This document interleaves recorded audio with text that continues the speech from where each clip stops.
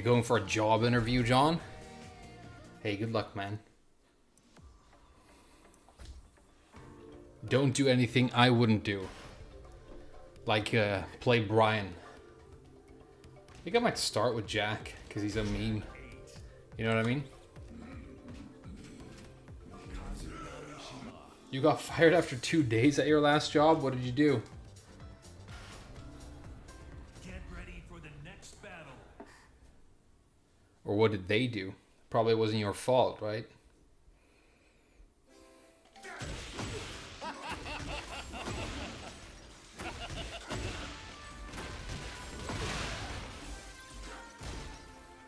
Don't worry, it's not illegal to get fired from a job. Hey, what's up, Josie? You also have an interview? Hey, let's all get jobs, guys. It's not like we can stream Tekken 8 for a living. Isn't this game dead already? That's what I heard.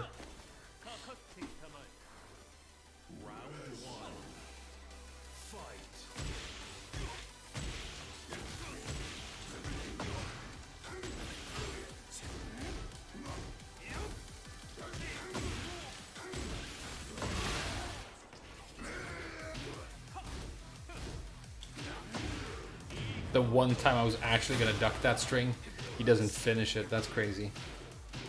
Ooh, the broken wall carry.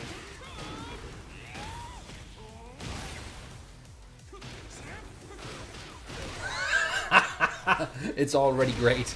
It's the first round and it's already fantastic, this game. It's already fantastic. It's already 10 out of 10.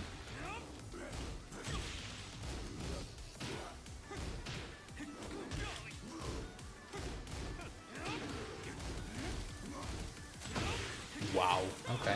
It's weird. I feel like I'm still going to win this. Not only am I still going to win this, I feel like I'm going to win it easily. I could be wrong, but I think I'm going to win this easily.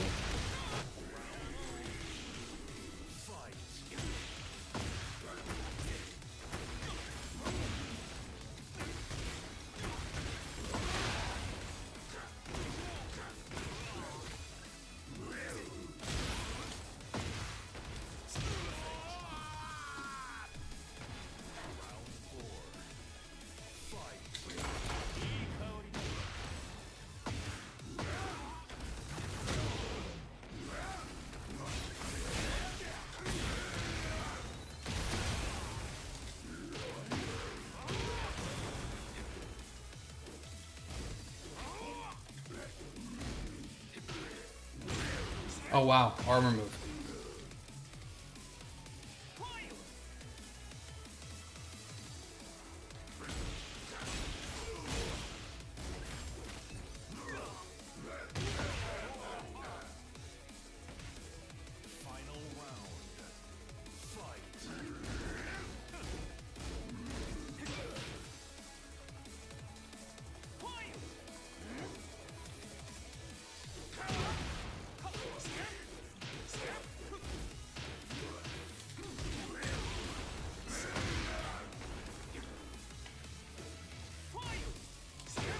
Nice, he got me. That's a kill.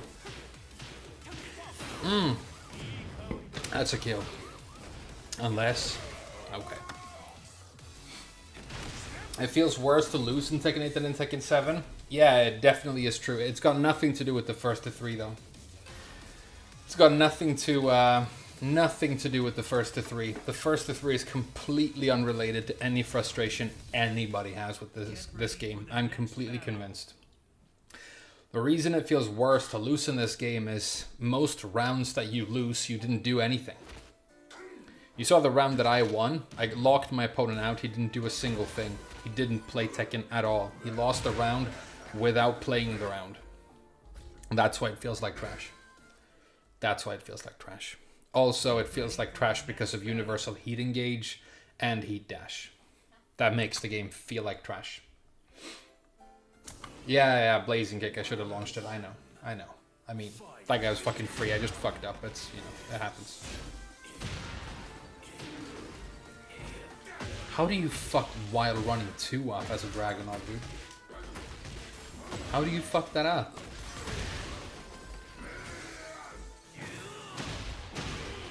thought it was a normal running too. Obvious throw setup.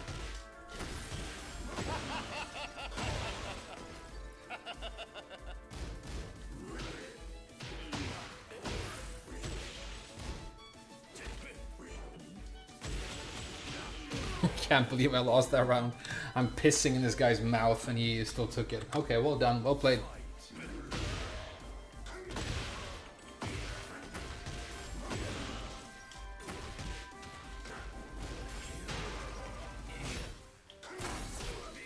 Oh wow, really?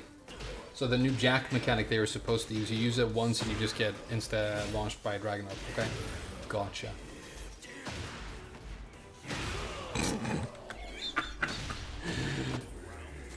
I forgot about this game. I forgot why I loved it so much.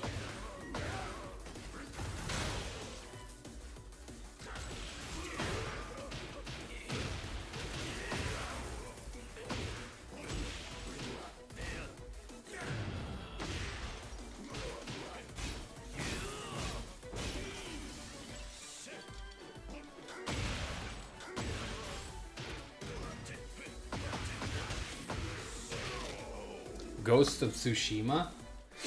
Why would I play a fucking samurai game where you run around and it's just like not Dark Souls for the samurai? I feel like there are 50 games like that. I feel like there are 50 games where you're just a fucking samurai running around and it's not Dark Souls. I don't see what the point is. I'm also not like a big fan of samurais. I think they're pretty lame.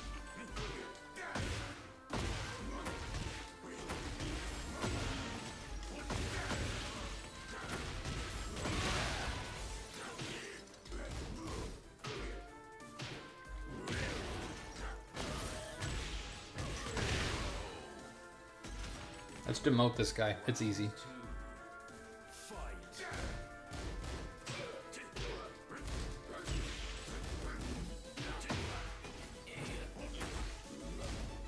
Nice.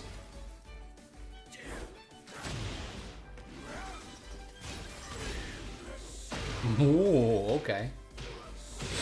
GG's. Nice backswing blow.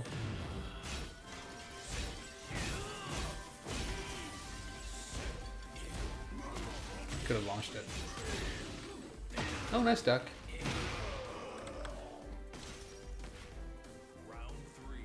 Way too Aggreshiboo. Yeah, I wish I was Aggreshiboo enough to play against this Dragonov. I think he's got me beat in the Aggreshiboo department.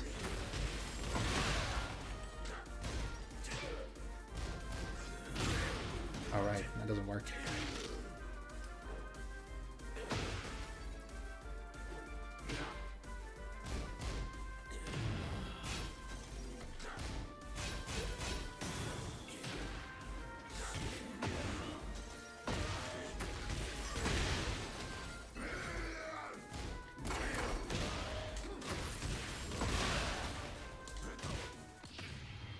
Okay. That's good. We might take our first round of the stream here.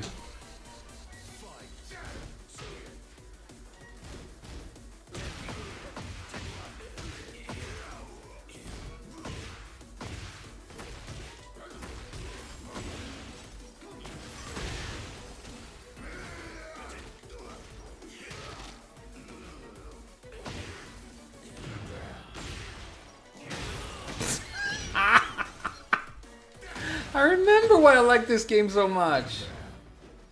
Nice whiff. Nice whiff frame.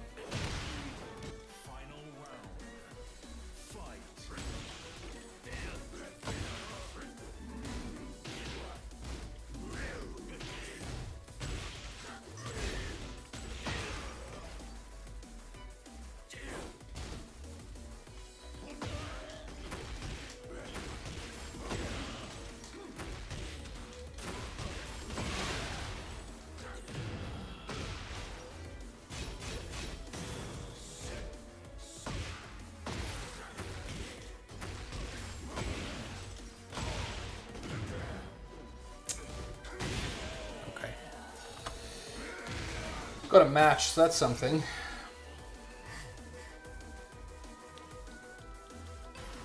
Hype Italian Souls? Enotria? What's Enotria? I'll have to look that up. I'm up for something new. I'm up for something new. How about some Tekken 9? Maybe they'll get it right next time. What do you guys think? I'm not holding my breath though.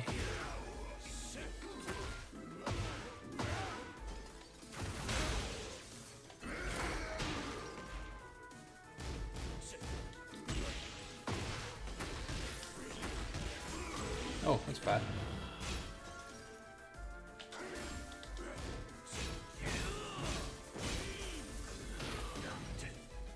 How do you break that? Is it just impossible? This game likes to put impossible breaks in the game. It just doesn't want you to have options. So it's just taking a bunch of options away. It's another reason it doesn't feel good losing in this game. Because it's like almost never your fault. It's a good trade for me.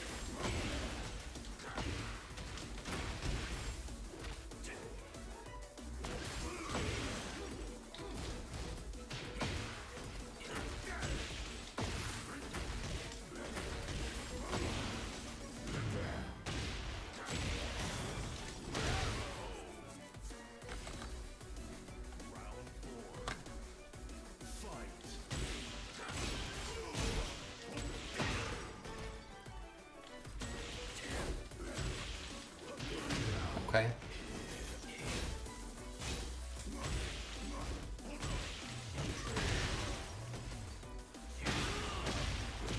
Good for you.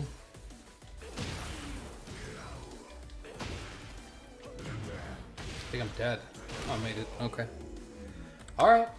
Yeah. Sure. What are your top 5 characters in Tekken 8? I think the top 5 right now in this patch, it's King, Jin. I think Jin is probably number 1. I think Jin is easily number 1. People aren't talking about Jin. I think it's crazy. I think he's way better than like pre-nerf Dragunov even.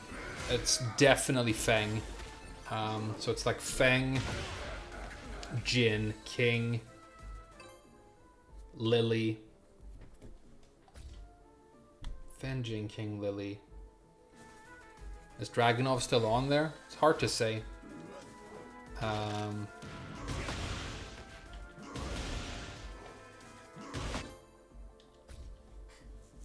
Feng, King, Jin. Oh, there they are. No, I'm not sure about Dragunov.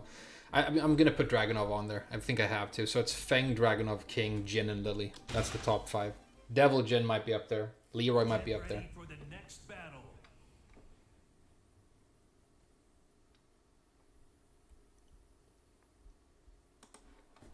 Lily top 10? It depends. If you, you know. I honestly, name one thing she isn't the best at in the entire game. It's kind of hard. That's what she said. When I was looking at June Rule 34 and she walked in.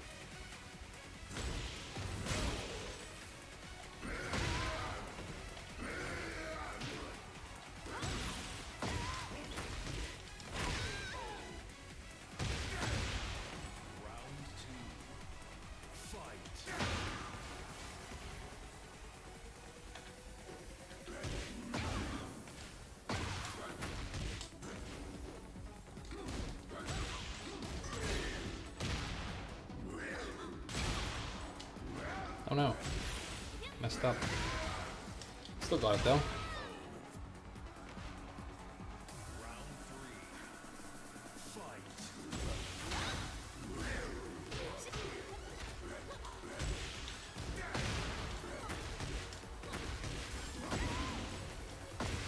Oh, wrong ender.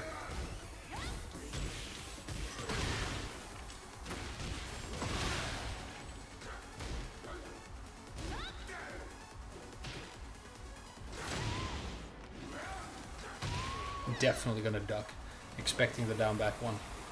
That was free. GG's. What about Ling? She's up there as well. I was considering Ling as well. Ling is up there. Elisa is probably top 10, but not. But then again, like everybody's top 10.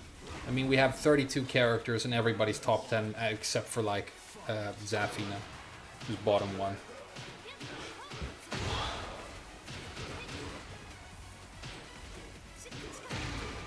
I think the best way to describe the weirdness of the balance in this game is, imagine if you took a tier list from like a normal Tekken game.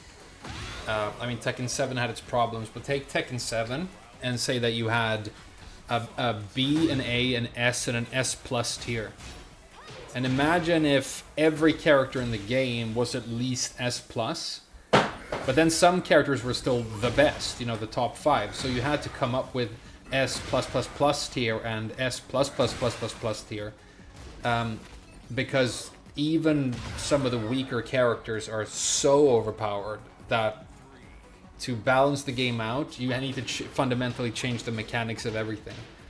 I think you need to nerf basically every character by 80%, and then, you know, maybe the game will be much more playable. But everybody's so ridiculously overpowered, then it almost doesn't make sense comparing them. Although there are a couple of exceptions who are, you know, would be pretty good in a previous Tekken game, but comparatively are trash in this, like Zafina.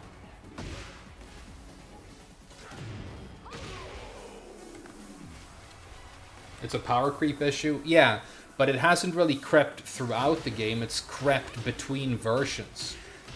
So it's more like a gameplay design issue. Like, Namco decided to make everybody this powerful, and the main reason, and everybody knows this, you know, it's not news, but the reason Namco decided to make everybody so ridiculously overpowered is that if everybody's ridiculously overpowered, then bad players and new players don't need to feel outclassed.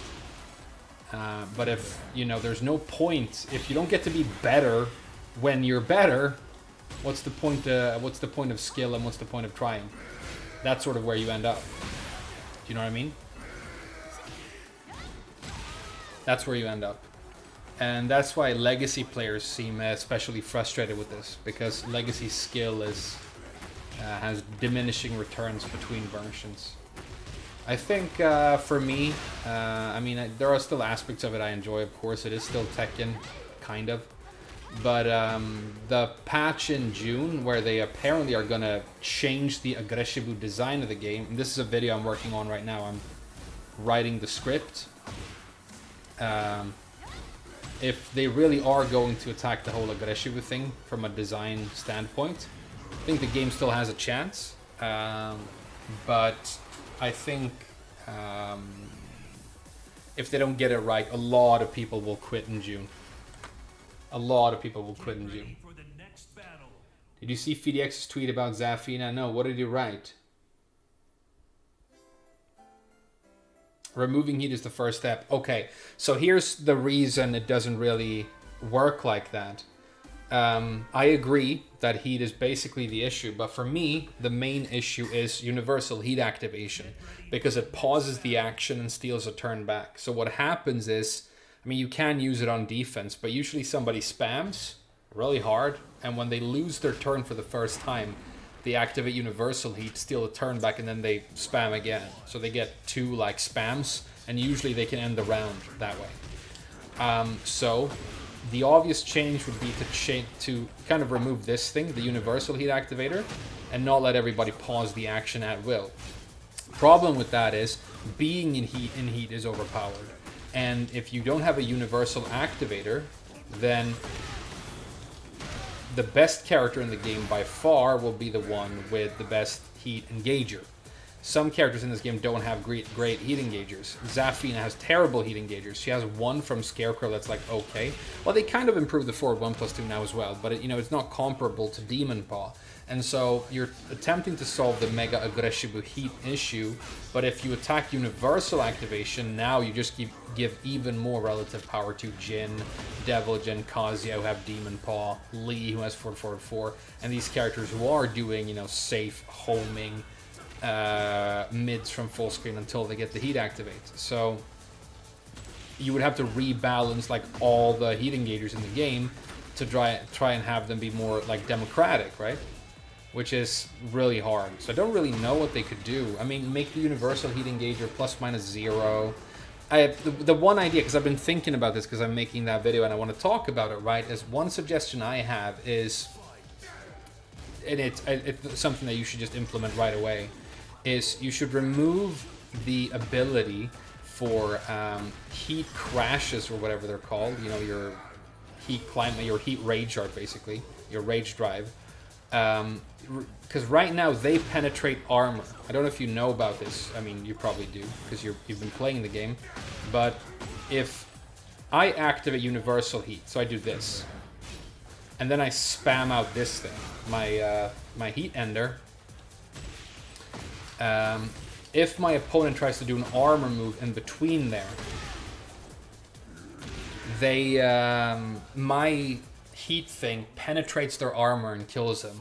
I think you should remove that, because in that case, when I use this activator right here, my opponent could, at least in theory, threaten to do armor move and then interrupt or break off the heat streak that I'm trying to go on when I'm activating my heat universally right there. Because one thing a lot of people do right now, especially if they're playing like Law, like if you've played against an online Law in this game, they will pretty much always activate heat with a universal engager and then right away do their nunchuck ender. Right away. Because they just get more advantage, they get a mix-up afterwards and everything. Sometimes it just hits. Well, if I could just do like one of these armor moves, and they at least had to consider that as a dangerous possibility, and maybe sometimes chill, and it was more of like a situation that at least could have some, you know, different outcomes, I think that would be good.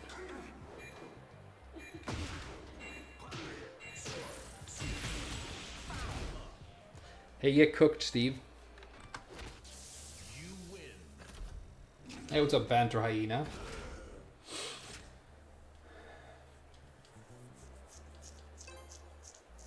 Right now, when you get one of your universal activators blocked, I think it's +1. If you get a hit, it's +2. They could also like completely remove the advantage, but that's not really the dangerous thing. The reason you can't swing on somebody in this situation here, the reason Steve can't swing right away now is because I might spam this out. Do you know what I mean? And he can't armor through that. Like burning my heat, trying to demonstrate what I'm saying to you guys, but you know, whatever. Hopefully I can beat a battle ruler anyway.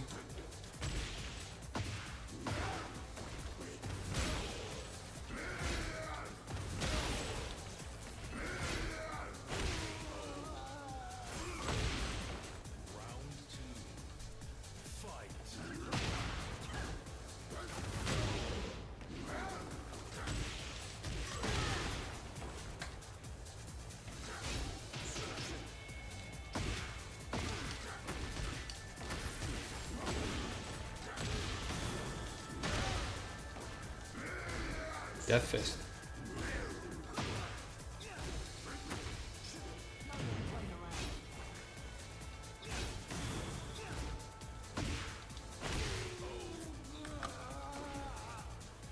How some people in lounge saying Tekken 8 is very popular when it comes to spectating it. What do you think? Well, I think that's pretty much Namco's design intent. So if that's true, then they probably succeeded in that sense. I think it's popular to spectate maybe by casual players. I don't think Tekken players enjoy watching Tekken 8 as much as Tekken players loved watching like Tekken 6. I think we really enjoyed watching Tag 2 and kind of 7 as well.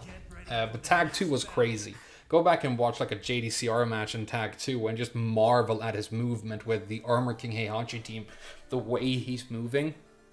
It's very, very entertaining and impressive if you are an advanced Tekken player and you know what's happening. If you're not, it just looks like a bunch of trash, right?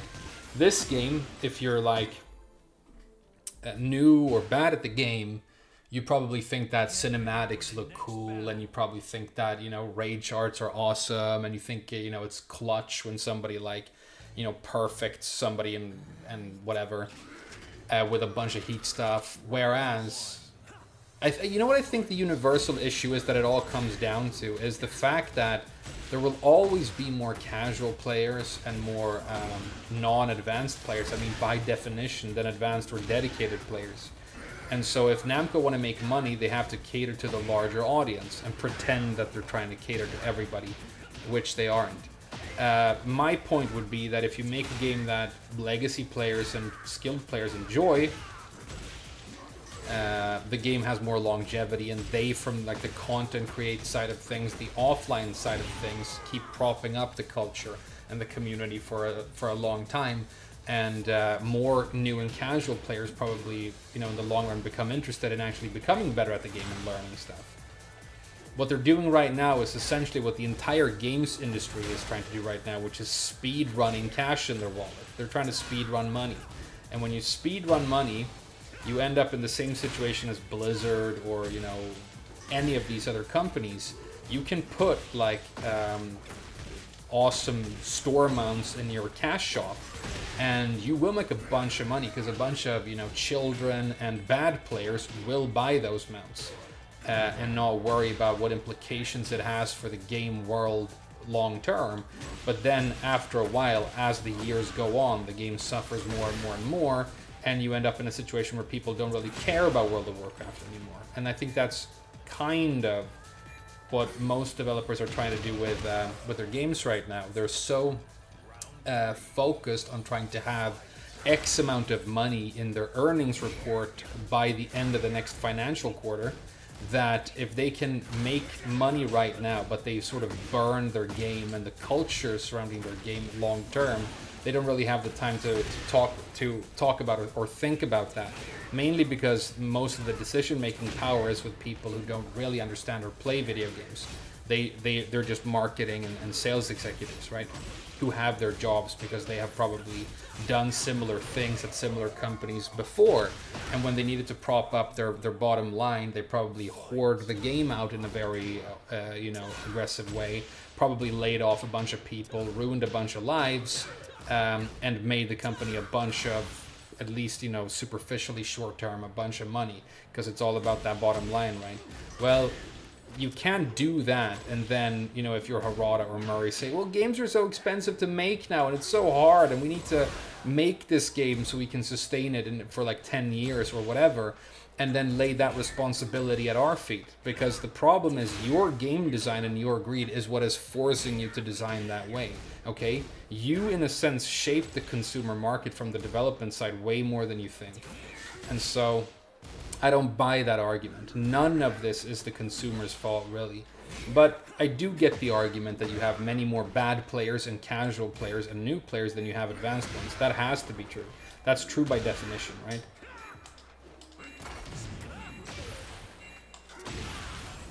Hey, get cooked, Huarong. And so we kind of end up in this situation, right? And then what's happening, the reason I haven't been playing as much Tekken or streaming lately, well, there are two main reasons. One is that my girlfriend finally came to Sweden, which is amazing. And, I didn't want to like, hey, babe, I haven't seen you in 4 months, but, do you want to hang out a little bit because I'm going to play Tekken for 6 hours, So I streamed a little bit less because of that. But the other reason is I've been playing a bunch of World of Warcraft. And I'm going to tell you right now, what they're doing right now with World of Warcraft is the most interesting stuff they've done with it for years. I mean, potentially decades. Because the Mist of Pandaria remix is, okay, a bunch of cool cosmetics, which people like. People love that sort of thing. People have a more casual approach in general to World of Warcraft these years than they did in the past. So they're giving you all these crazy cosmetics. You don't have to pay for this new feature. But it is time exclusive, so there is still, or time limited, so there is still exclusivity associated with all the cosmetic rewards that you earn now. They made it like fun, because your character gets to be overpowered and get all these powers or whatever. And then the next expansion looks like it's going to have like a lot of interesting stuff, so that's on the way. And now they have all these fun catch-up mechanics in the retail version of the game. Where you can get like cool gear and transmog on your main characters as well. So it's like all this stuff coming together to put the game in a very interesting place, but it's just taking them so long to figure out how to do that. And I think step one is to not charge constantly for everything that you put in the game. Because at the end of the day, people pay because they want to play games. And then they might add stuff, cosmetics, and buy content additionally with money in a game that they enjoy. But they enjoy the game to play it. Very few people. And this younger generation of gamers is different, okay? Because just like the companies themselves, they're very short-term focused. You know, they don't want to watch videos that aren't 8 seconds long. They don't want to play games that take skill or effort. And I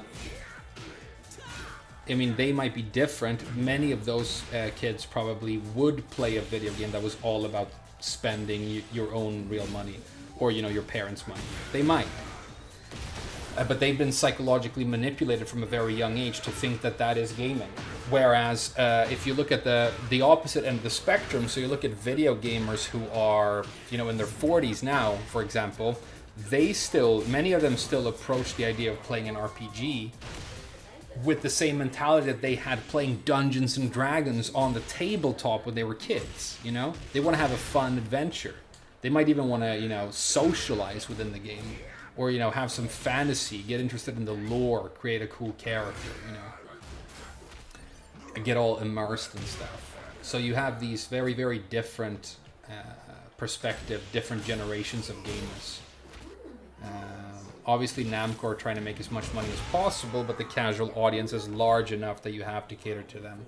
So yeah, maybe that's why superficially Tekken 8 might seem very interesting to look at as like a spectator game, but if you're not able to sustain interest from advanced legacy players, then people aren't gonna keep watching, because people don't want to watch, you know, Johnny Online play Tekken at some sort of event. They want to watch Arslan, Ash, and Knee, and they want to get hype, okay?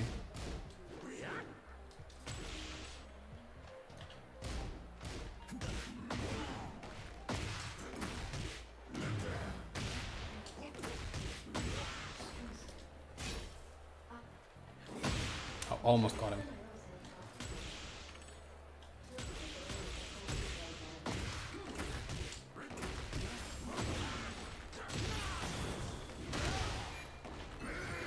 That's a big whiff. Okay, I win.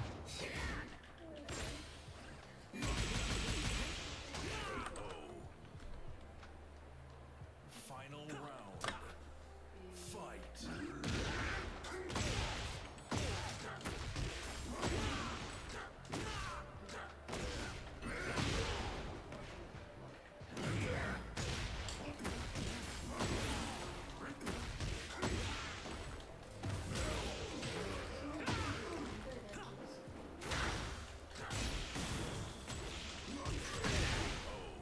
Hey, we got him. GG's.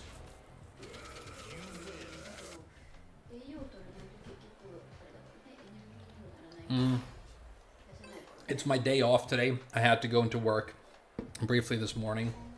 So I am having a bit of booze right now. And, you know, then the game and me have an excuse when I lose. And I don't have to feel like it's because the game is trash. I can, you know, blame the fact that I'm tipsy. That's my new strat.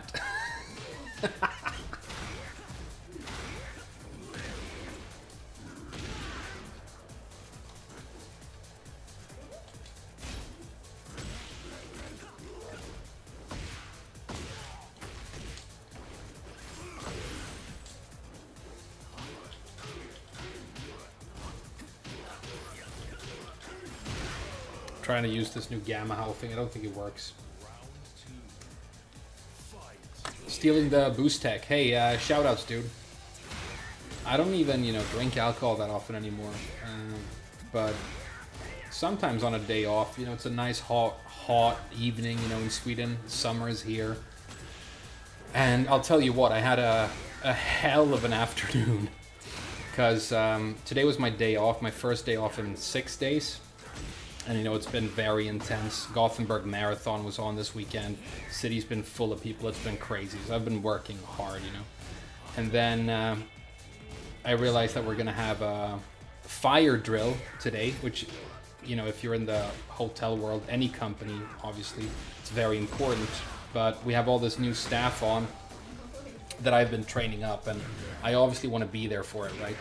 So I'm like, okay, I'll come in for a couple of hours and we'll make sure this fire drill goes off without a hitch. So we do that. He's not gonna die in time. And so after that, I need to go grocery shopping and I need to get lunch because my girlfriend's working from home, right? So I'm gonna get lunch, go home, eat with her, and then I'm gonna cook tonight. So I needed to get groceries as well. So I go to the grocery store. There's some woman who works at the grocery store talking to people at the entrance, and you know, I don't think about it. I go in the store, spend about 20 minutes picking stuff out, you know, getting all the things I need, you know, new razor blades because I need to shave, food, all the stuff. I stand in line at the grocery store for like a pretty long time because it was busy in there and it's so hot. And I have my bag with all my work clothes and carrying all this stuff and it's hot, you know. I don't really know Fahrenheit, but it's hot. It's like 100 degrees or whatever. Get to the cash register, and I was gonna say this fat old man, which is what he was, but you know, it doesn't fucking matter that he's fat or old. Perfectly, probably respectable and nice person, but he was like, cash only today. And if you've never been to Sweden, basically in Sweden you don't carry cash because you can't use it. If you get stuck having cash in Sweden, you kind of messed up because you're not going to be able to get rid of it because everybody refuses cash. So I didn't have any cash. So I'm like, okay, so what am I supposed to do? He's like, well, sorry. So I have all this stuff in my hands. I'm like, damn, dude. So I was kind of pissed off. I'm like, some of you could have told me, right? Some of you could have told me. Hey, thanks a lot, Jerome Nelson. Oh, wow, for the very generous donation, dude. Thank you so much, man. I know it's insane, but Sweden is obsessed with making everything cashless, and Sweden is also obsessed, more than any culture, I think, in the world, of forcing everything into apps. So everything is an app now, and you do everything with your phone. And so when I didn't have a smartphone when I came back to Sweden, I basically couldn't interact. You can't pay for your bus fare. You can't log into your internet bank or do banking. You can't buy groceries. You can't get a job. You can't get a bank account if you don't already have a smartphone. It's crazy, right? It's very, very dumb, I think. But I obviously don't have cash because you can't use cash in Sweden almost ever. So I've been in this hot grocery store and I'm tired. I've been at work even though I wasn't supposed to. And I'm like, so what am I supposed to do with all this stuff? And as a joke, I said, you want me to go and put everything back where I took it? And he's like, well, if you wouldn't mind. I'm like, dude, I was fucking joking. And I picked up my stuff.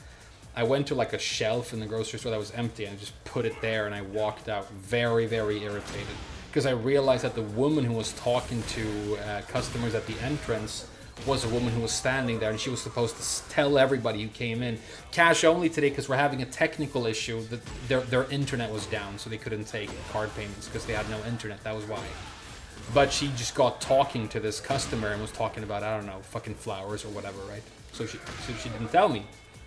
So I'm like, okay, what do I do now? So there's this other place nearby that it's like an Asian supermarket, but they do lunch boxes that are really good.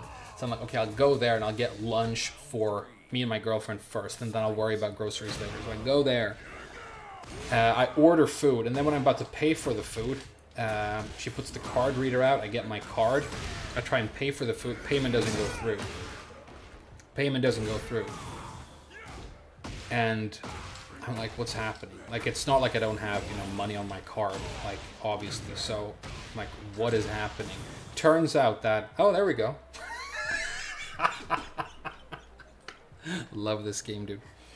Turns out that because it's the same building and the grocery store doesn't have internet, neither does this restaurant, but they hadn't noticed. So I couldn't pay for my food, and obviously I couldn't take it anyway. So I'm like, okay, no food then, I guess. And now I'm sweating. I was supposed to be my day off. I was supposed to play video games and chill out today, and I'm sweating, and I still have no lunch for me and my girlfriend, and I still have no fucking groceries. So I go to a different grocery store, which I don't like. It's the one that Forsen always makes fun of, called Lidl. It's like a very cheap grocery store where you can sometimes get nice stuff, but a lot of it is like knockoff brands and lower quality, right? And I wanted to get good mincemeat because I'm going to make burgers tonight. Alright, so I go there. I managed to get my food. The self-checkout machine doesn't work, so like I have to get like a staff member to come and help me pay for my stuff. This time I could make a card payment and that went through. And then, you know, I had to go to a different restaurant and get lunch. It was a Chinese place. The food was really good, but the staff were so rude. She didn't even look at me as she took my order, or you know, it's like it's 200, and then she just walked off. Got the food, missed my bus, had to wait 15 minutes for another bus, and then finally came home like covered in sweat like an hour ago. So I'm like, I was gonna stream when I got home, but I'm gonna wait for a little bit. And like cool off, because I feel like I need it. But maybe that's a good thing, because I don't feel irritated at all with Tekken 8 right now. And I think it's a completely new strat. Because what usually happens when I get salty at Tekken is I start off very happy and I'm excited to play Tekken, and then I'm reminded of why you should never be excited about playing Tekken 8. And I end up frustrated. Now I've started the stream off frustrated about real things that are more important than Tekken. So I'm kind of immune to this right now. Maybe it's a good strat. What do you guys think? Chinese staff. Yeah, I know. I didn't want to say, you know, because they were Chinese, they were rude, but it's like that a lot. You know, I've lived in Asia and I've been to these places a lot, and it's just like, you know, they're not bad people. They're fantastic for the most part, but they don't tend to not put as much focus on, you know, on that sort of thing, in my experience. But, you know, food was good. I did manage to get groceries, so I can cook burgers tonight, and that's going to be good. But then what happened, right? So I'm like, oh, I need to cool off a little bit before I go you know, on stream and start playing Tekken. Is I played a little bit of World of Warcraft, because there's this new transmog that I came up with that I want to try and make. And I need 2 items that are both from a raid called Vault of the Incarnates, which is like, there's an event now where you can, everybody's doing that raid basically. So I jump into the LFR version of that raid, which is the version that has the stuff that I want. And the first item that I need, which is like a miracle, just drops on the first boss. I roll for it. If you've never played World of Warcraft, the way it works is an item drops, and then everybody who wants it rolls a dice, and the one who gets the highest roll keeps the item. So this other guy, this Hunter, and if you've ever played World of Warcraft, again, you know that 90% of the community play Hunter, and they're fucking trash, and it's like the boring option. It's like the really boring class for like casual fucking, you know, and they're all like fucking blood elves, and it's horrible, right? So I message him, I'm like, dude, 50k for the helmet, and he's like, yeah, sure. You know, it's kind of a lot of money in that game. So I pay him like 50k gold, and I get my helmet for this perfect transmog that I've been wanting to make. And then there's one more item that I need, a pair of gloves. Second boss, the gloves drop, I roll the dice. It's like, you know, 20 people or whatever, and I just win them. So I got both these like really rare items that I needed to make my perfect transmog in 2 boss fights. Finished the transmog. It looks awesome, you know, everybody do the dinosaur, and now I'm in a fantastic mood. What realm are you on? I'm on, I think it's Outland. I'm on Outland. Alliance, sorry. I know it's basically weird to play Alliance at this point, because Alliance are so trash at everything. You know, there's not a single Alliance guild in the world, but, you know how I'm a horrible hipster? In Tekken and, you know, whatever. All my friends were playing Horde when we were kids, because I started playing World of Warcraft when I was 14. And then one day I'm like, these Alliance races kind of look cooler. I might try Alliance. And then I was the only one like in my school who played Alliance.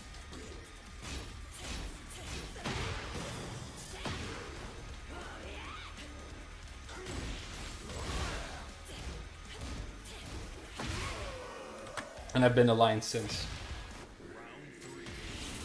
Horde has the majority of the players. Yeah, I know. But You know, I really like some of the Alliance races, and they also look better for transmog. I mean, if you're going to do like a savage-looking sort of tribal transmog, it might be cooler to be Horde, but a lot of the stuff just looks better on Alliance, and I don't know, I'm just used to it, you know. At this point, I don't even know if I could find my way around Orgrimmar. Whereas I could walk around Stormwind in my sleep, you know, and find everything. So, I play a Kultiran Shaman, and my main is a monk. Those are like my two main characters, but I also have a DK, a priest, a dwarf priest, who has one of my best transmogs ever. And then in the new MOP remix thing, I've made another Kultiran druid. And I'm really enjoying it, yeah. It's sort of the opposite of playing this game, because there's like, I don't PvP, so there's no competition, and it's just like kind of relaxing and kind of fun.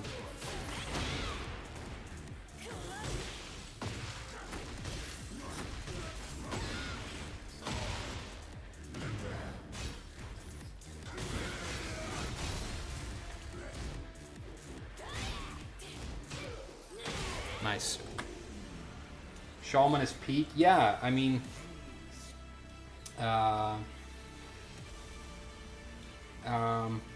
Elisa today, maybe,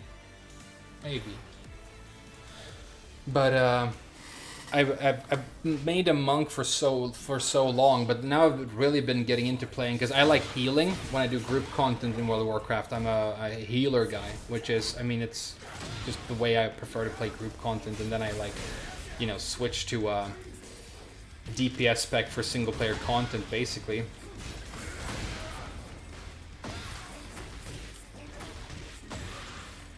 Yeah, it's a pretty cool combo. Come on, man. But I started playing a lot of enhancement, and I'm like, damn, enhancement shaman is like a hell of fun. Feels amazing. Cool abilities. You have at least 2 viable endgame specs because you can play Stormstrike or Elemental. Stormstrike is slightly less DPS, but it's like more fun and very viable, so that's what I run. It's also easier to play, obviously. And then, you know, for the healing, Resto is just kind of relaxing and chilling, you know. The reason I like healing for group content is that it is very chill, because you get groups instantly for everything.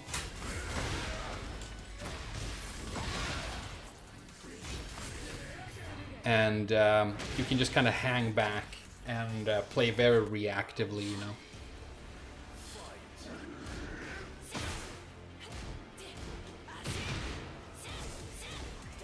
Oh wow, the delays.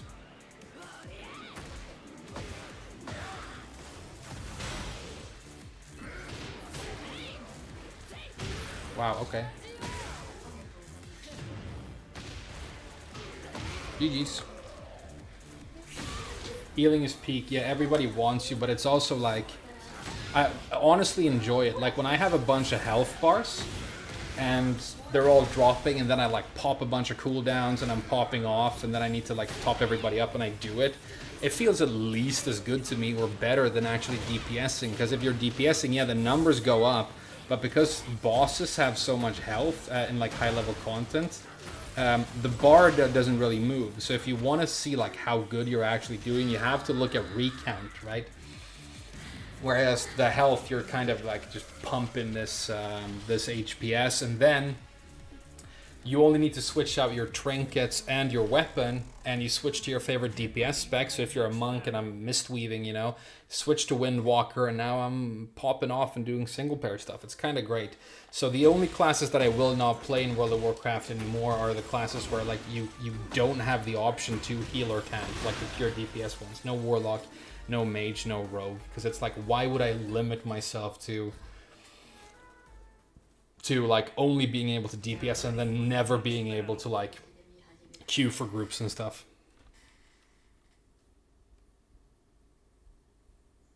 Gonna make a move now.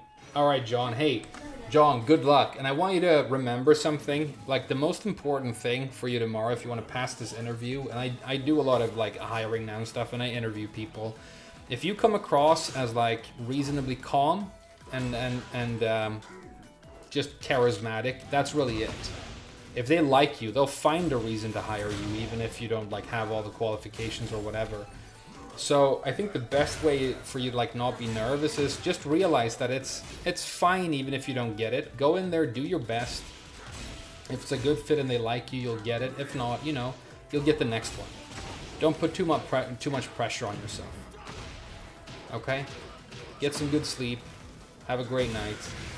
And good luck tomorrow, dude. I'll stream later in the week. Come back here and let me know how you did, okay? And we'll celebrate if you get it. And then maybe Ultra Instinct Josie, who's also interviewing for a new job this week, will get it as well. And then we'll all be like employed and shit.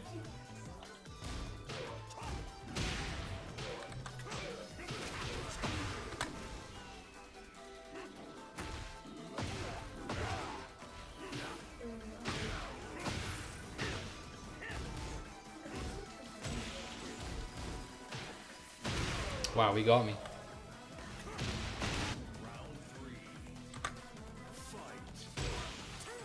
Wow, counter it back one. That's rare these days. I knew it was going to be hatchet kick. So I just stayed in crouch, you know. That was supposed to be an armor move, so I would have won that interaction if I did the right thing. This combo damage is so crazy. Look at this. That's the thing they need to remove for him. That's the one thing they really need to bring to Brian. The homing move into the g-g-g-g-g. That's the thing they need to remove. And I don't mean fix or change, remove. Because he has other combos he can do that are fine. He doesn't need a billion damage for the wall combo.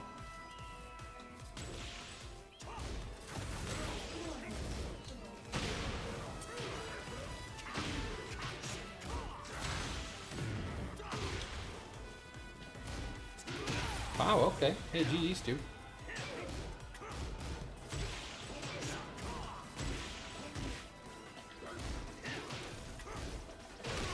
GG's.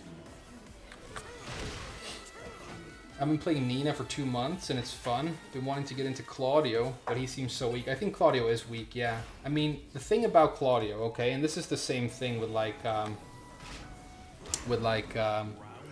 lot of characters in this game. Claudio still has the ability to heat engage, and his heat engages are actually pretty good. I mean, he's got running 2, he's got the 3-2 or whatever it is, the new one. And if he can heat engage, then he can raffle stomp, you know? So his neutral is weak, his punishment is weak, but you can just rely on Tekken 8 stuff and do really well with Claudio. The question is, how fun is that? Because he already has, I think he officially has the smallest move list of any character in Tekken. If he doesn't, then, you know, he's up there. He has like the shortest move list. And then if you're only really using heat engagers and heat poppers with Claudio, you're not going to really feel like you're specializing in this cool character and learning all this stuff. Like with Jack, you're at least like doing some grappling and he's got, you know, this unique stuff about him, right?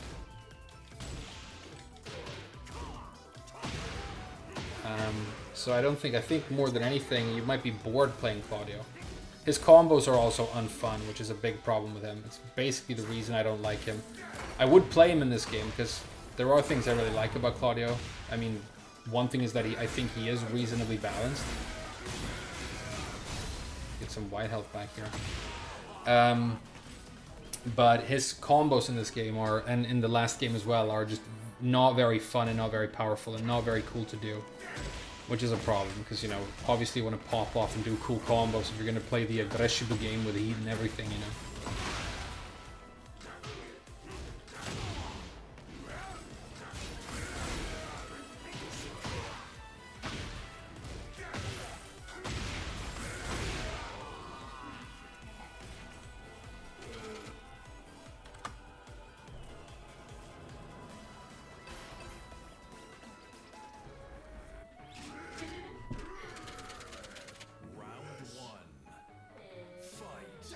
I've been trying to transition from customer support and game dev to a community manager position. It's been 35 interviews. Dude, community management in video gaming? Are you sure that's what you want to get into? I mean, if you genuinely think you would be good at it, then definitely keep fighting, because if there's anything we need, like pretty much more than anything in gaming right now, it's actual good community management. Because I mean, you see so much poor community management that it's absolutely baffling, right?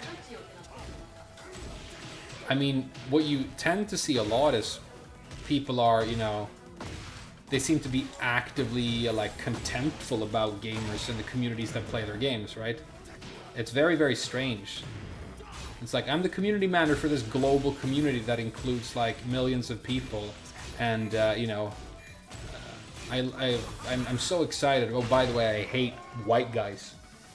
Fuck you, gaming isn't for you, or whatever. You know, you see a lot of that. You see a lot of, I mean, thinly veiled contempt from people like Harada and Murray, who obviously, like, straight up don't like Tekken players. You know, it's very obvious that they don't. I mean, they've said as much. Straight up.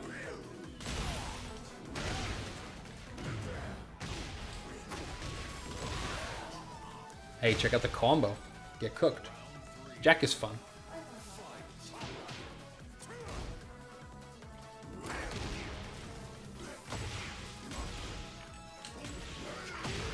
Oh, nice.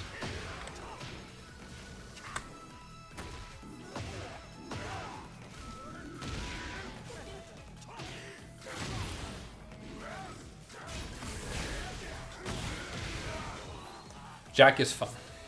I'm having fun so far. I mean, this is Tekken 8 and I'm enjoying it. It's Raijin rank though, so you know, it's kind of chill. It's gonna get more intense as we go along.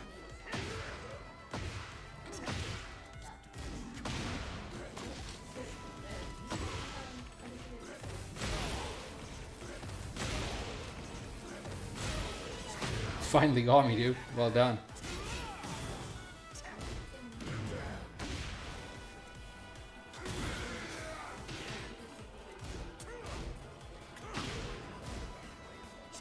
What's my other armor move, Jack?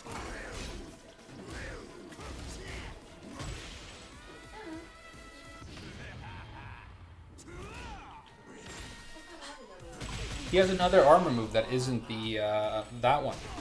What am I thinking of? There's another one. Oh, it's forward 1+2. The drill hands. That's a good one. Get ready for the next battle. Gotta hate most of the community. Hey, I'm gonna blow you guys' mind right now. Do you remember that we got an official community manager for Tekken in Tekken 7, who I made a video about because I was happy that we finally had a community manager because I thought we needed one.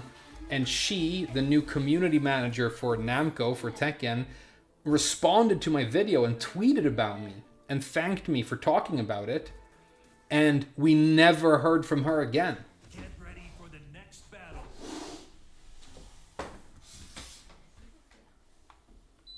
you guys remember that? Do you guys remember that? I just remembered it the other day. I'm like, was that a dream? No, I'm pretty sure it was real.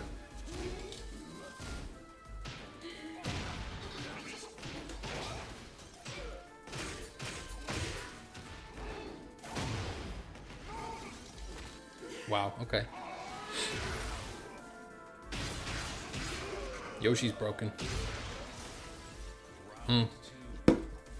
More booze, that's the strat.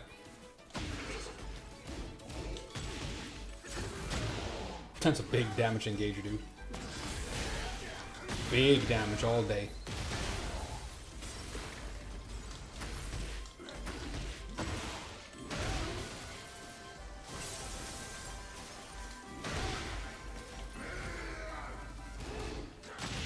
That was a fun round. Jack is... Fun factor is huge. Fun factor is huge for Jack.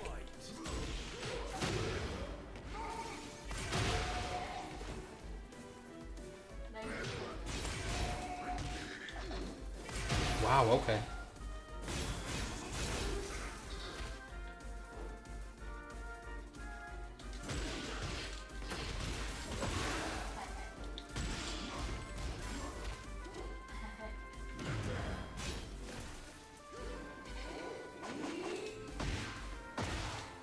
I'm kind of cooking with Jack right now. I don't know why that whiffed, though.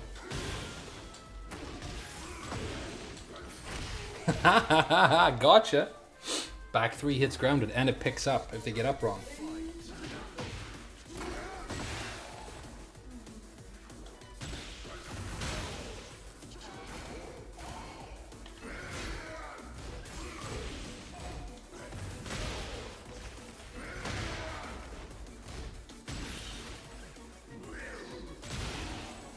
Wow, get so cooked. Get cooked all up and down the stage. That was crazy. Okay, Tekken 8's pretty cool. Hey, what's up, Wing Keen Lao? Yeah, I'm in a great mood, but it's like... And we've been talking about balance and the problems with the game. But from like... famous persona non grata, I'm very voluntarily persona non grata, dude. That's an Aesop Rock lyric. But I think... I was talking to ArtCQ, who's like a viewer of the channel, who I have in my friends list, so he messages me sometimes and like... gives me advice I didn't ask for. He's like, hey dude, listen to me, you gotta do this. I'm like, alright. Can I have my lunch first? He's cool though, he's nice. Appreciate your support, dude. And we were talking about, or like yesterday, because I knew I was going to stream the game today, I'm like, I need to like change my relationship to Tekken completely. I need a new relationship to the game. And I think that's what I'm starting to try to do, because I can't like think about it or feel about it the way I have in the past, because with this game it just becomes too challenging. And, you know, you end up frustrated so often when you play it. So I guess I'm just gonna let winning be a lot less important to me. Probably as a consequence end up winning a lot more. Don't do a 10 string on me when I have rage, dude. That's pretty desperate. Hey, what's up, RCQ? There you are. Remember we talked about that? So I think I'm starting to try and do that. Like different relationship with Tekken.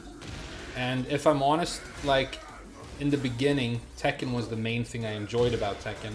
Well, first it was my community with my friends and the offline fun that we had. Then I fell in love with the actual game, the mechanics, the difficulty, the challenge, the gradual improvement, the difference between the characters. Miguel, you know, made me fucking blast off. Now, my favorite part of this is streaming it with you guys, talking with the chat, stuff like that.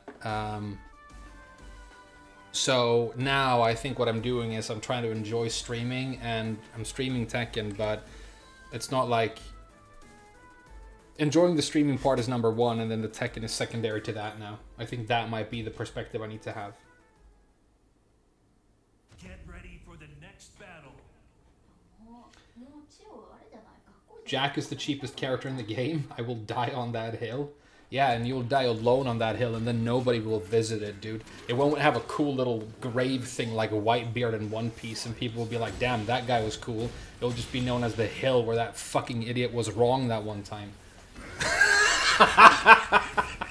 Go man. Bakso setta, go man. Hey, just kidding, dude. Everybody has their opinion, you know. Everybody's entitled to their opinion. It just so happens to be the case that yours is hella shitty.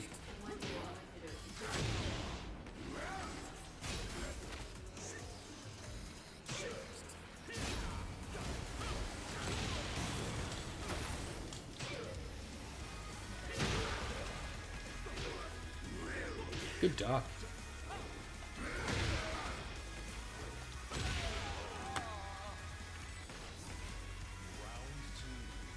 I sent you a reminder. Okay, I'll check it out. I don't know what you're reminding me of this time.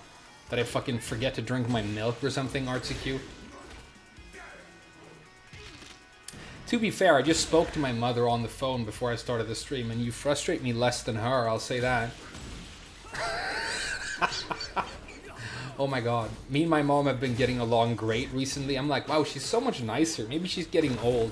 And then I just called her a couple of minutes before the stream, and I'm like, oh my god, she's so fucking annoying.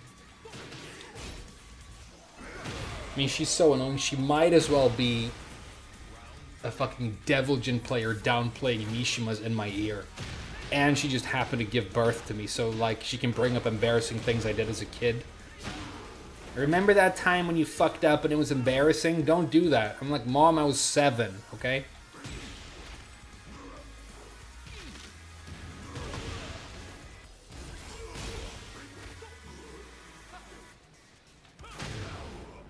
I am a boss at my company. I have like employees. I hire people. I go to like important meetings and stuff, and my mother on the phone is like, you know, you can't go to work with dirty underwear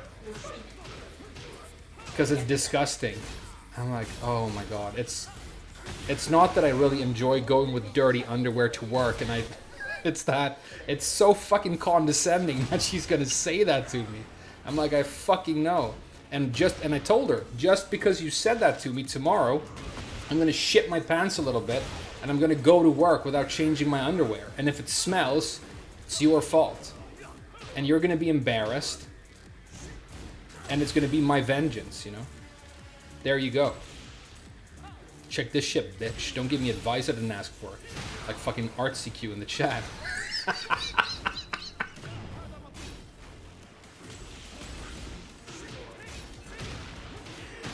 Hey, this guy's pretty good.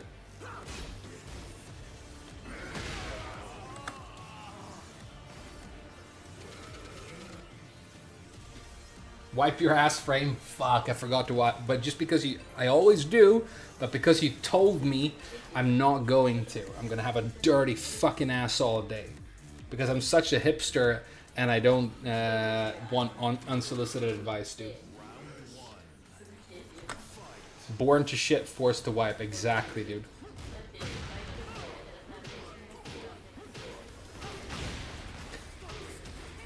This Shaheen's pretty good.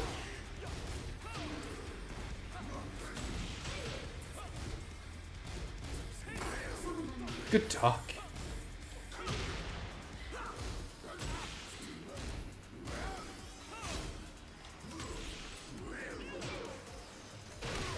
GG's. That was well played. That was well played.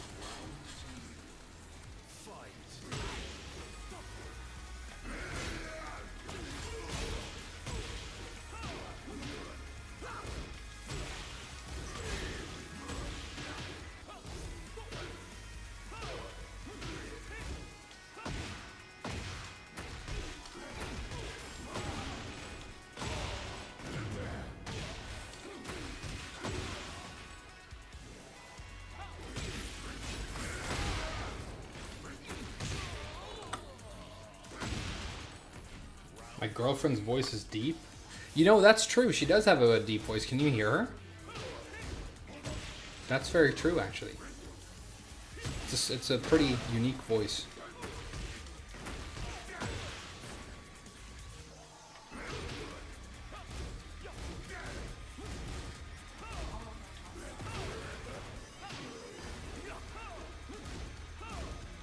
Can I tell you guys a joke? It's not my joke. It's not my joke. I heard it on, I don't know, remember where I heard it, but it made me laugh and I thought you guys would enjoy it. So I'm going to tell you this joke, right? I don't remember how it goes exactly, but you know, I know the punchline and that's, you know, what matters. So these two friends meet up for the first time in a while. Does she sing? Yeah, she can sing. Her sister is amazing at singing. And she also has a deeper voice. And my girlfriend is pretty good at singing, but not as good. Like I think my her younger sister, who's married to my best mate in New York now, she was even offered a record deal that she turned down at one point because she went to a talent show and did really well. So she's like super good. So these two friends meet up for the first time in a long while, and the one guy asks his friend, "So are you seeing anybody?" And he goes, "Actually, I'm dating twins." It's like, wow, dating twins. Doesn't that get confusing? How do you tell them apart? And he goes, you know what? Surprisingly, it isn't that confusing. The way I remember it is, Michelle has a great sense of humor, and Michael has a fat cock. I heard that joke and I thought it was perfect for my chat.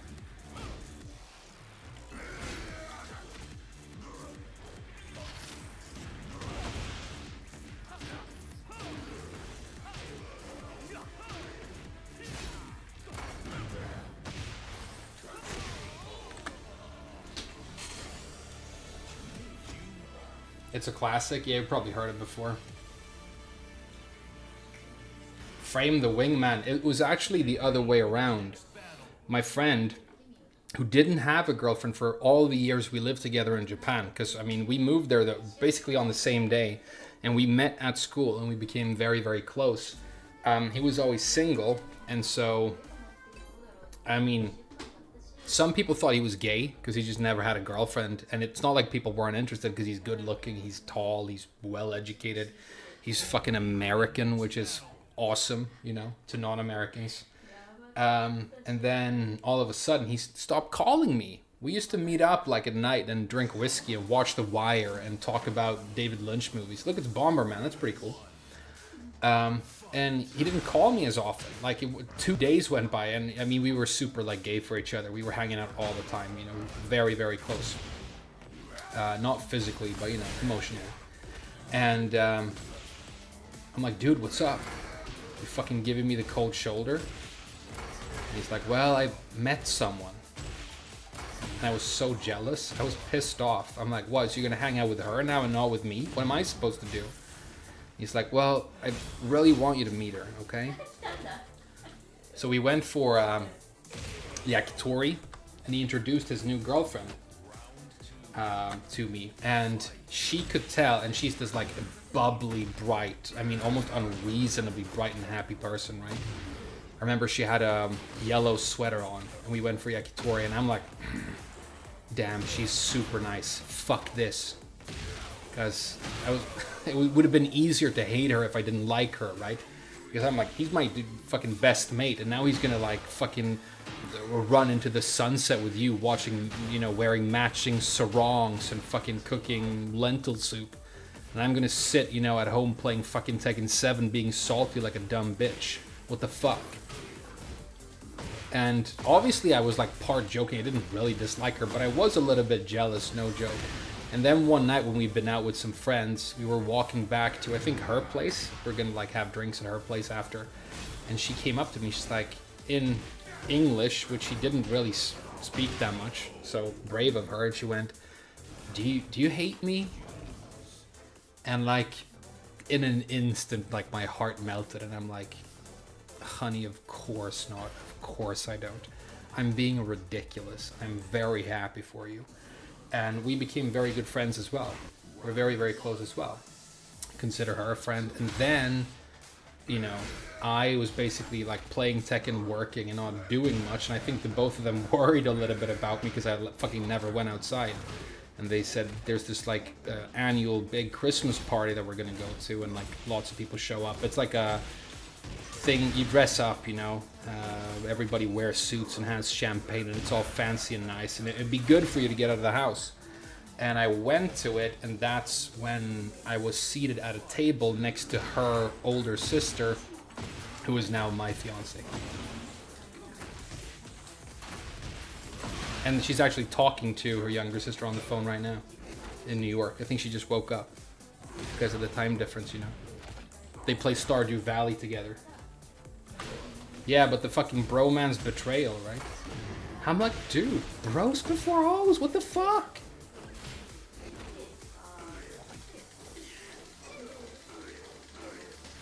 Take that shit.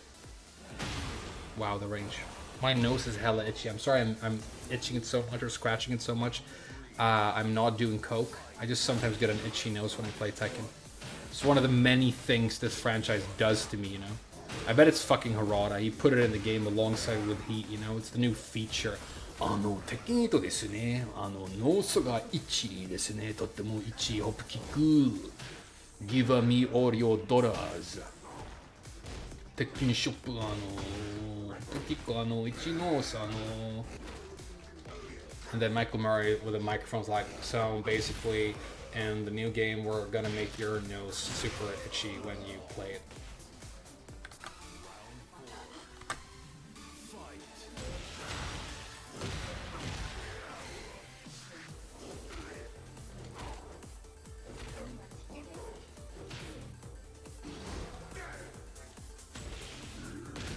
I also have that move. I'll give it right back to you, bitch.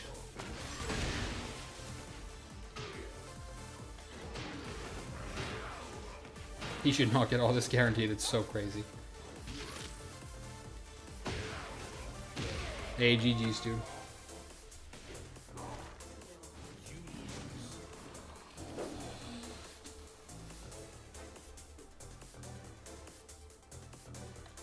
Shred tears over the story? Oh, damn, dude. I'm happy that it moved you. I guess it was a turning point in my life in a sense. It was around the time a lot of weird things happened in my life. It was around the time where I lost my job and, you know, that weird thing happened where we had that attempted murder at the office, and I ended up in a 9-hour-long police interrogation, which I realized after sort of gave me a little bit of PTSD. I still think about it a lot. It wasn't a good day. It was interesting, I guess. I mean, I won the fight. To my credit, I've been in a lot of like stupid brawls and stuff. So far, I tend to come out on top. Usually because I'm the least drunk. That guy wasn't drunk though. He was just fat and angry. And I couldn't play Tekken because he tried to bite my thumb off, which was fucked up.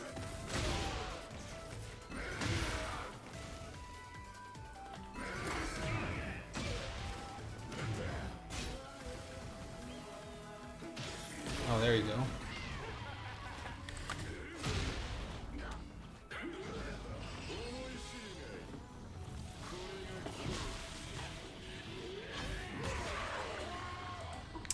No, so the bromance isn't over. We went to their wedding last year in October. We went to New York and we went to their wedding. And then next year in April, we're going to have their second wedding in Japan for like her family. And we're going to go to that as well.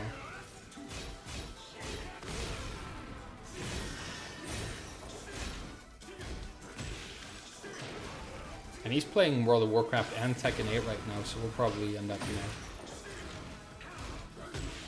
gaming together again as well.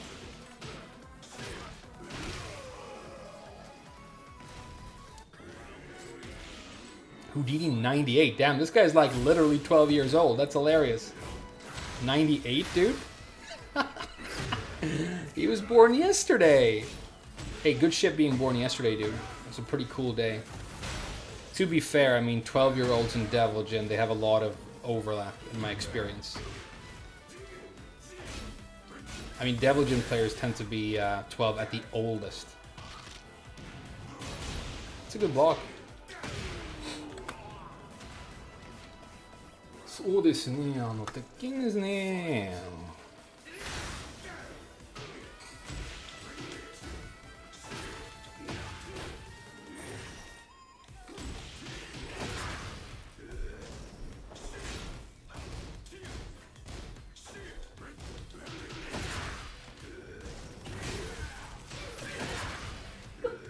The fact that he gets the flash punch combo off of that is the death of Tekken. But, you know, whatever.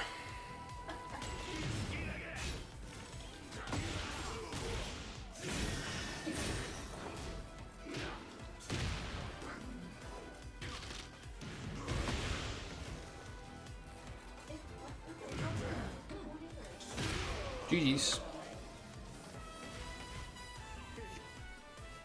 This guy's bored fucking 98, dude. Shouldn't you be in school? Why the fuck are you streaming Devil Jin matches, dude? Go to school, learn some fucking, I don't know, fractions or whatever.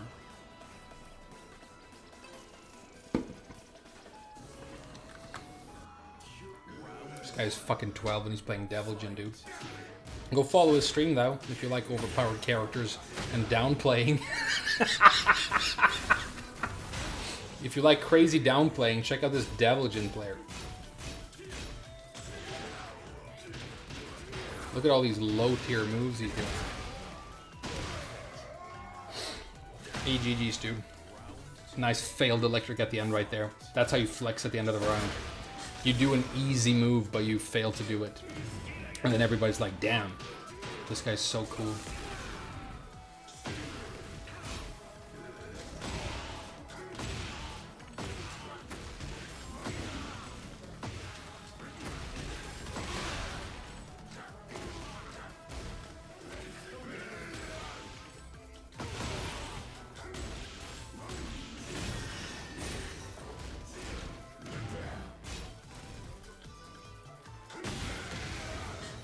Any other moves you can't do, dude?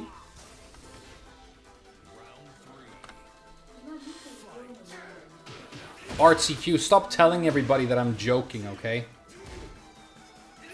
The fun part of my stream is that when you don't know that I'm joking and you think I'm serious, and you're like, is this guy fucking serious? But you don't know.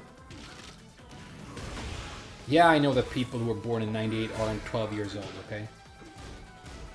And yes, it was a joke, but don't tell everybody, okay?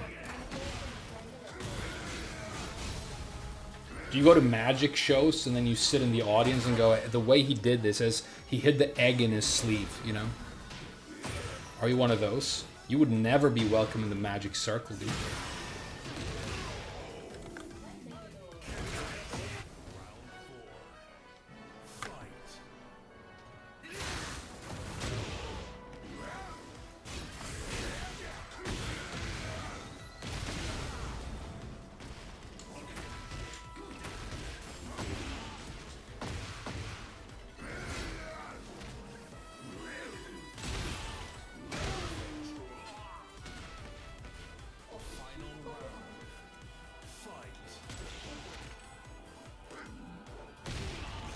Look at this damage.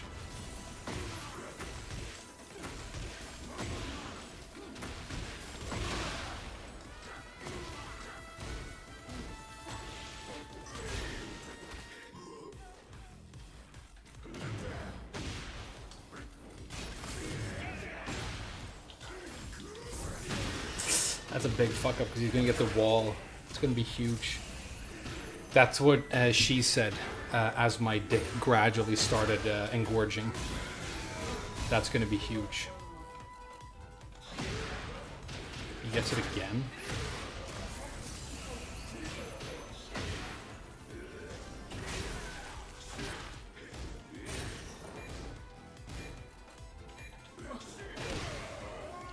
All right. Good shit being 12 and playing a broken character for 12-year-olds.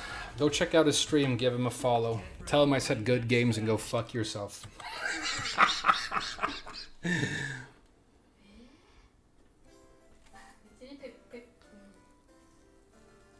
You asked me to remind you about Jack Stroh's. Hey, thanks, RTQ. I think I did, didn't I? Down back 2+3. What else?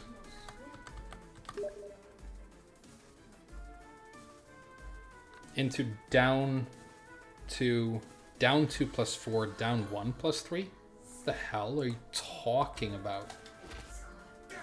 Oh yeah, this throw. How much damage is that? 25, but you get stuff, right? How, this is gonna be like plus, right? It's plus 14, okay, it's pretty cool. Into down 2+4. Oh, I see.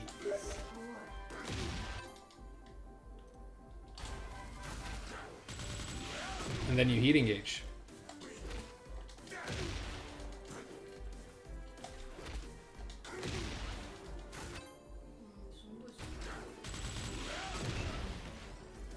It's not bad. It's 50 damage in the heat engage. I'll take it.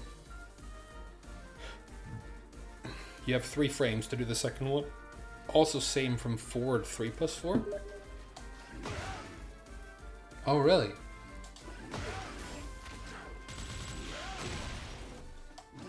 I don't use this move at all. +9. How bad is it on block? Minus 11, so it's unsafe. What if you transition? -3. All right. I don't think I'm going to use this thing, but I will use this thing for sure.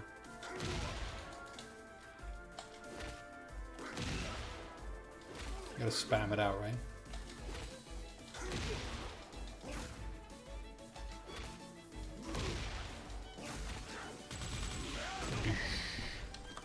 Pistol hands.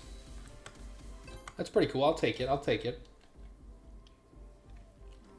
Your Steam notifications, yeah, it's RCQ. You can write it in the chat, dude. I mean, I'll probably ignore you, but I was gonna do that anyway.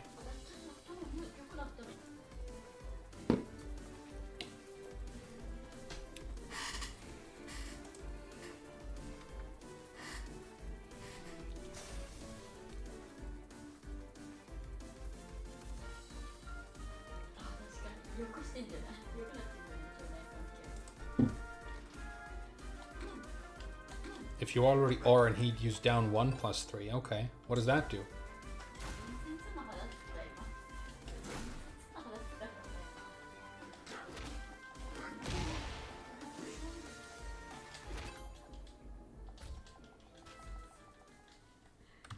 Alright, I'll try it.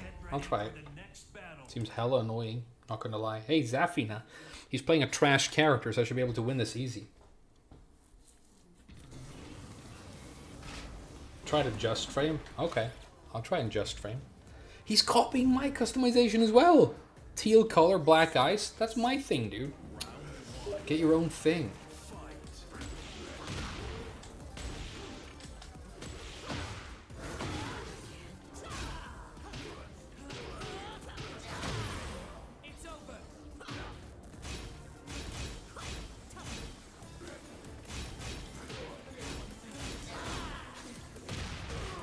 Alright, alright.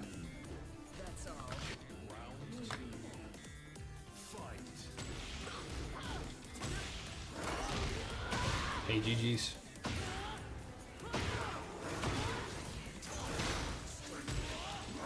Oh god, you're just gonna abuse that and do nothing else? Okay.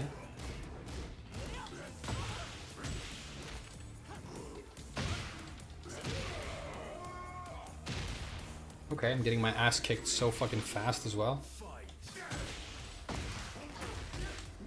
Let's just kill him. It's a fucking Zafina. It's nothing, right?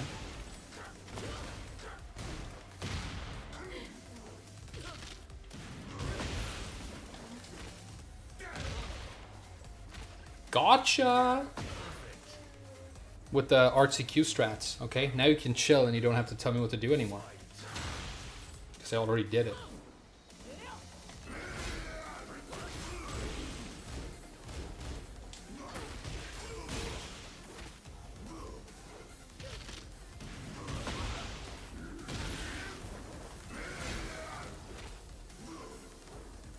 Grapplingu. Nice grapplingu.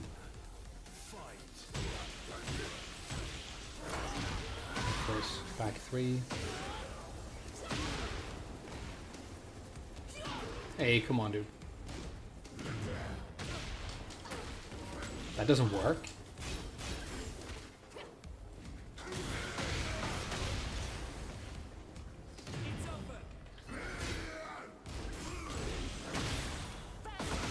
That killed? This game's trash. Well played. Oh. The backseat is comfortable.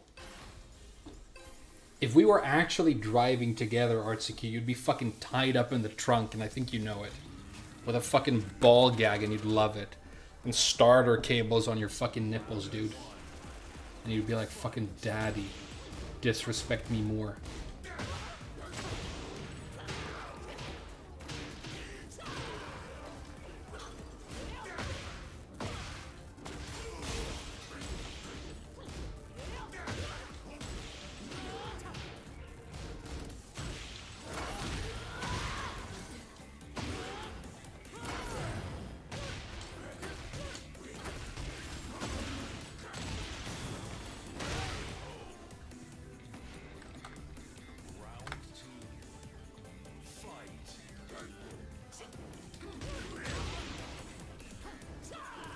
Why?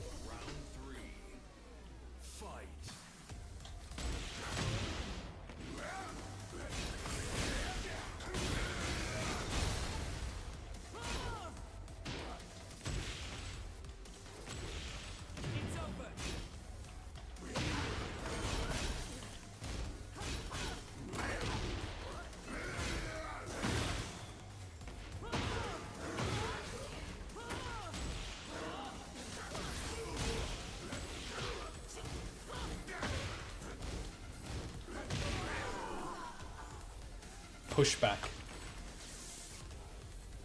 I'm married. You're not my type. Okay. So why do you have to lie twice in one sentence, dude? Just kidding. Shoutouts to your husband.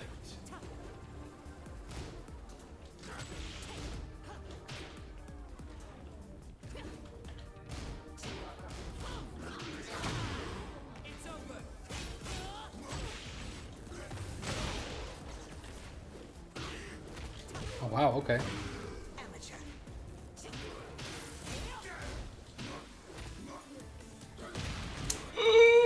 He got annoyed at the throws and he started throwing himself.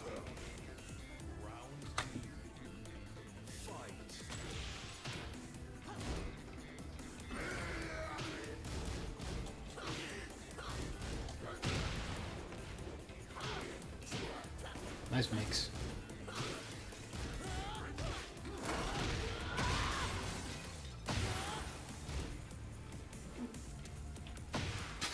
He's kicking my ass now again. He's just getting lucky and playing like fucking trash. Fuck this guy and his mom. Well played. My nose is so itchy. That's the entire reason I'm losing, by the way.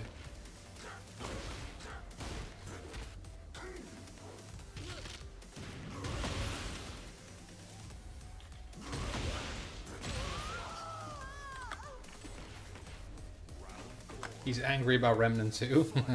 No. I don't know why I don't feel like playing it that much anymore. I did like it though, kind of.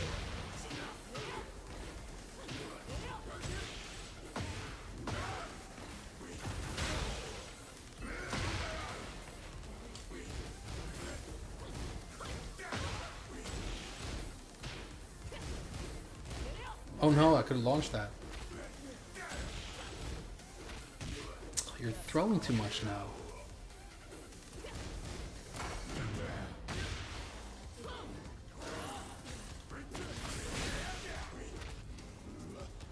Alright, one more round. We can do this. If my nose is slightly less itchy, we can totally do this.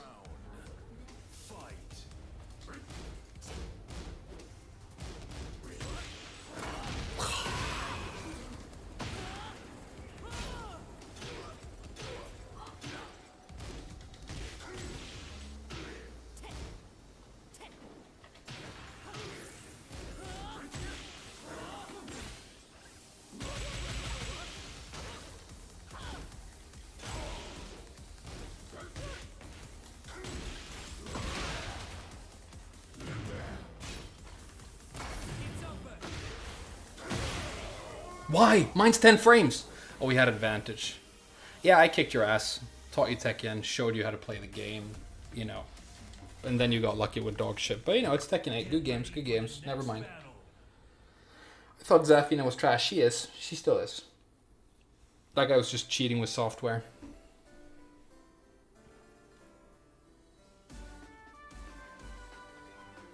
My nose is so itchy, dude. I'm gonna go wash it with soap. Do you guys think that would work? Let's try it. Down forward, 2-4 has blue spark version. Yeah, I know. I know it makes it a launcher, dude. Okay.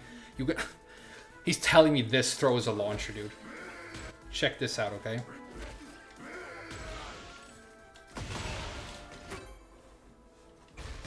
I know, okay?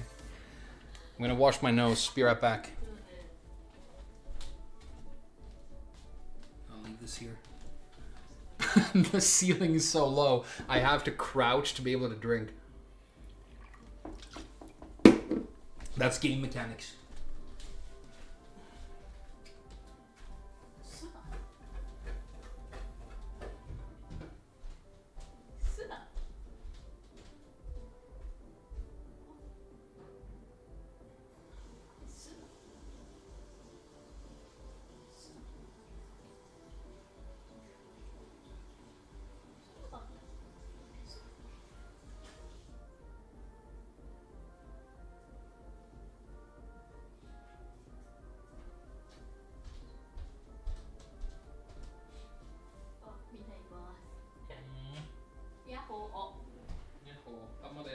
Ah, yahoo!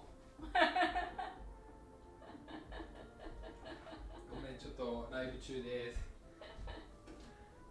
あ、大丈夫です。もう行きました。もう行きました。まあみんなによろしくね。みんなによろしくだって。今度ゆっくり話そう。Alright, I washed my nose. This is gonna be so much better.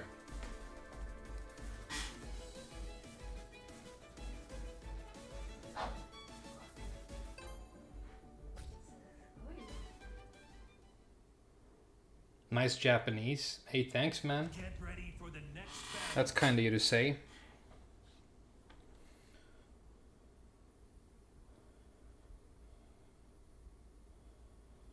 You didn't mention it in your Jack review? No, I know. Armor Laz. He's going to do a lot of armor moves. He's going to do back one. He might start with back one. He might do one move into back one. That's what they usually do.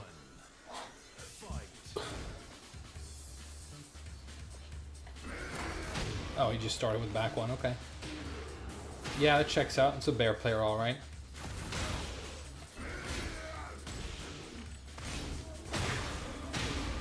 Yeah, checks out. He's done all the main gimmicks so far. Are already out in the first round.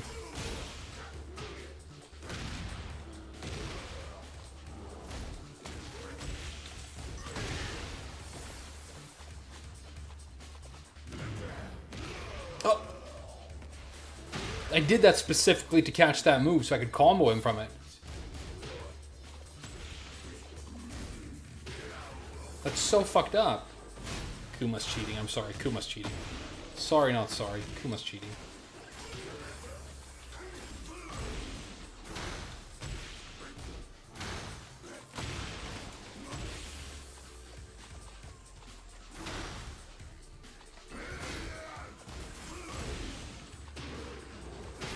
Always down back four into that move. This guy's... I've seen his entire flowchart. We've only played 2 rounds and I've seen his entire playstyle. I've seen his entire playstyle in the first 2 rounds. Yeah.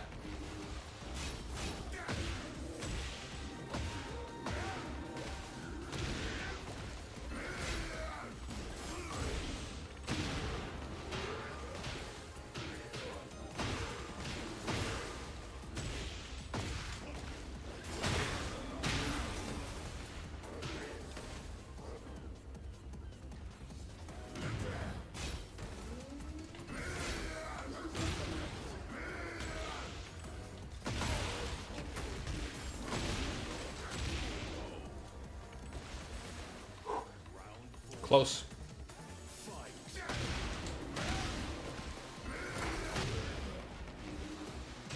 Ah, and he mixes it with a punchable launcher. What a pussy. Well played.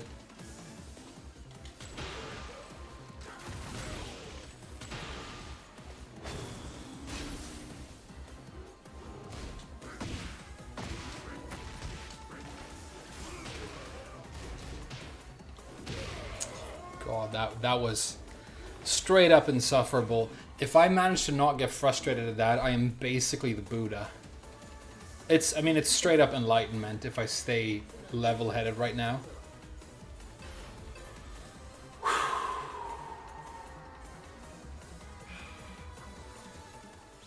Alright. I'm chill. It ain't no thing.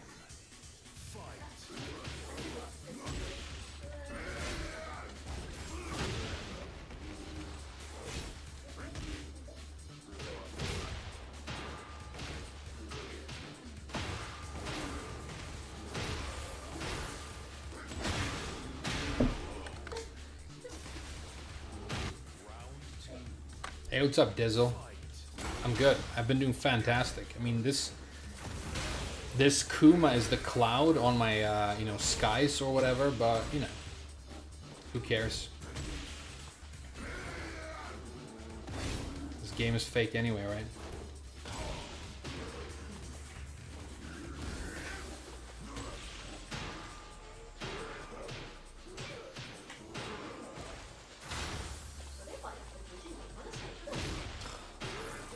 What a whiff. It was supposed to be forward 4-2, not up 4-2. Missed him pretty much. He hasn't really ducked yet, so there's no point in doing mids, because this guy has not ducked. I don't think he knows it's a thing in Tekken. But that's the great thing about Tekken 8. You don't need to know about ducking mids or highs. You can just Aggreshiboo and feel good about yourself. That's basically the meta, right?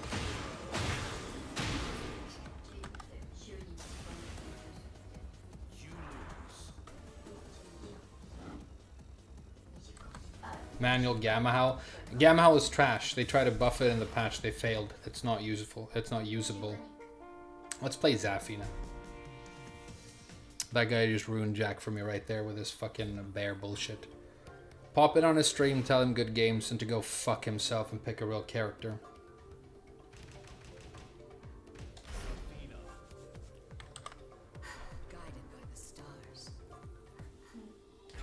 Yeah, Gamma Howl is trash, dude. Can't be used. Cannot be used. It's mega trash. Get ready for the next Cannot be used. battle. It's complete fucking trash.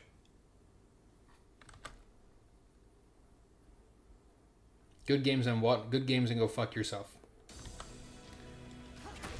And pick a real character.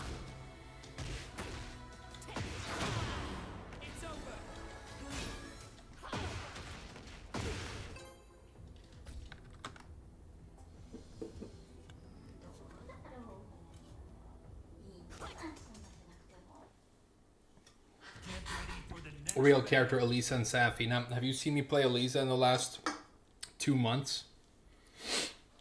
Hey, what's up, Casper K? Let's play fake Tekken. Round one. Fight. Guaranteed.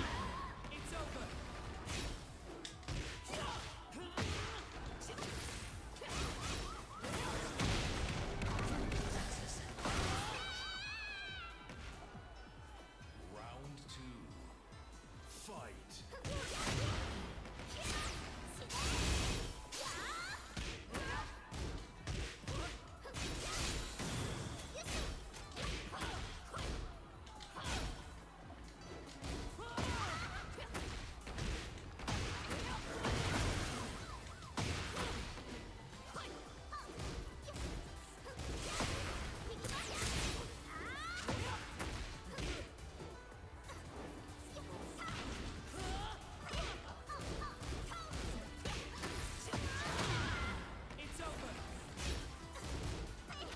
Good block.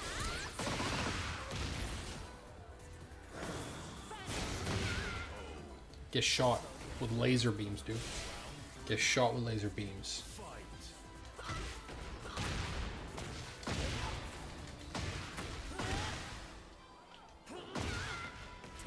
Oh no. Ah! Okay. Should have broken that.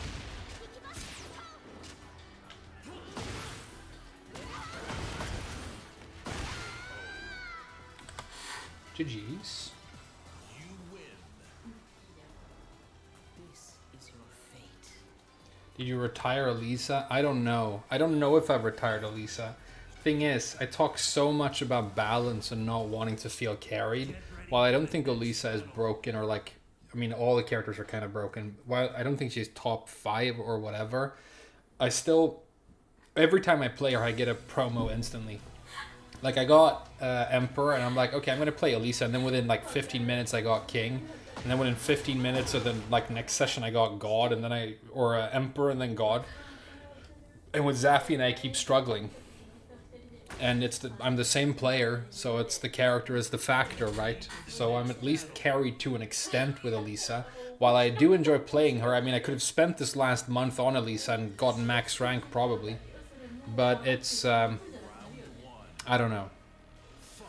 But then I've also been thinking how like Tekken 8 is so punishing and everybody's such an egregious mega tier whore that maybe it's time to stop being, you know, delusional and start maining a top tier like everybody else. So I don't really know, but I do enjoy Zafina as well.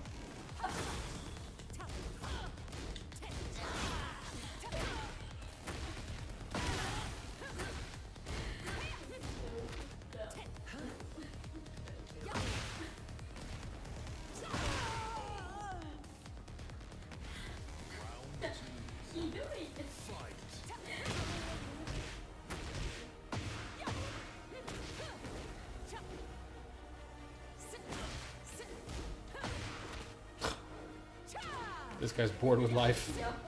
This guy's so bored with life. Fucking cookie cutter online Nina. This is again like if you're if you don't let if this doesn't piss you off, you are the Buddha. You are the Buddha. Enlightenment achieved. It should just be a an achievement that you get if you manage to not like scream when playing against the Nina. You're officially an enlightened human being.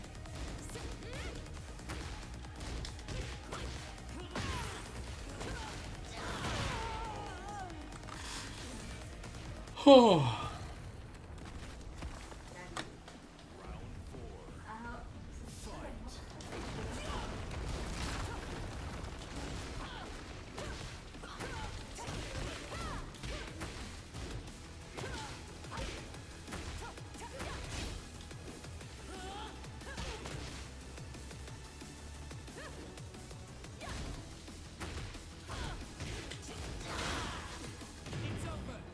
I haven't used her new moves at all this session, like her running stuff, right?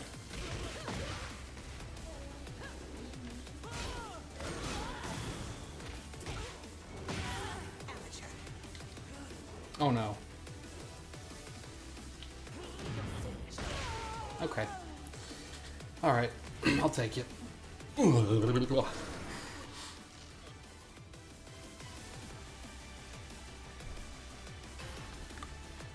GG's.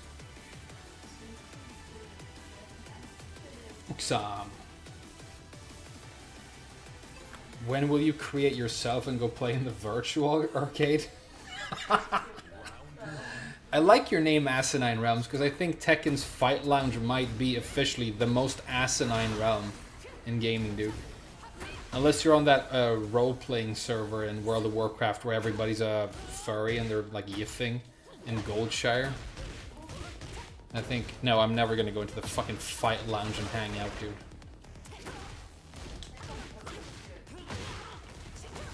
I'd rather hang out with my own fucking loneliness, dude.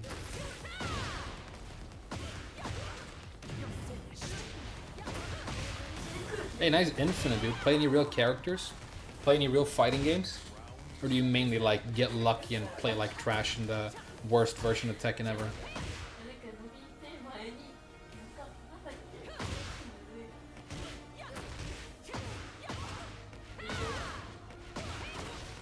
Oh. Cannot believe you're real. Like you play like a fake person. You play like a fake person. Like somebody who's like a joke parody of a Nina player.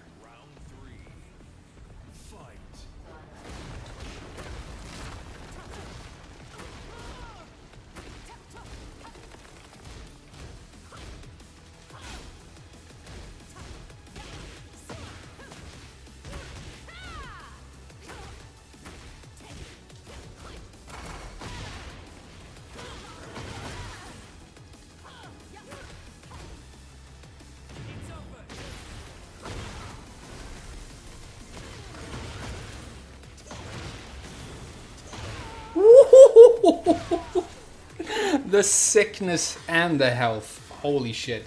Get your ass kicked, bitch. That was sick.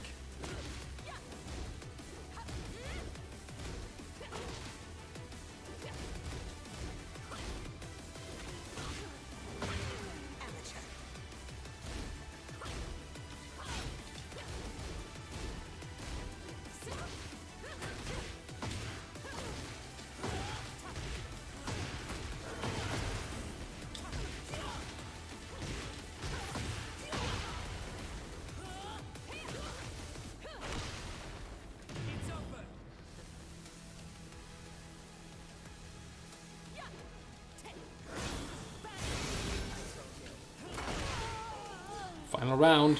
Don't spaghetti. Let's do a snake edge. He's gonna block it. It's gonna spaghetti, isn't it? Okay, he's abusing grappling now. Damn, he's doing the entire Nina flowchart. You watch any online Nina in the world, when they feel like they need to win a round, they will do exactly what this person did with no modification. They will play exactly like that. They will stoop to those strings. They will play exactly like that, dude. That's a fucking cookie cutter online trash Nina. Number fucking 58 trillion, dude. Hey, good games. Just kidding. Well played. Let's go again. Your fate is already decided. Which sidestep against Nina? Fucking sidestep your fucking computer. Sidestep the franchise, dude. To either direction. Against Nina, sidestep the Tekken franchise.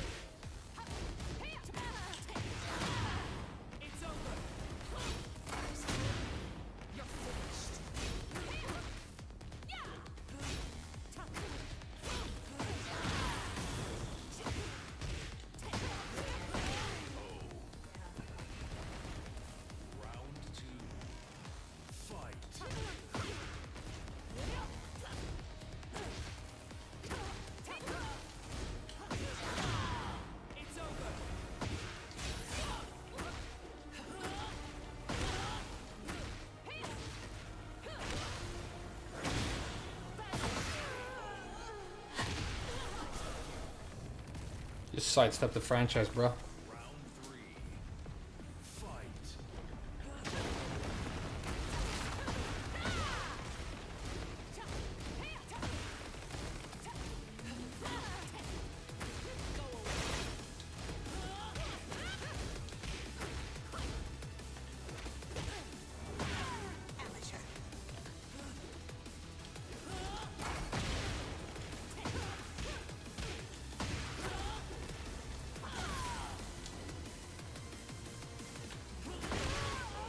Hey, GG, dude. Nice Nina.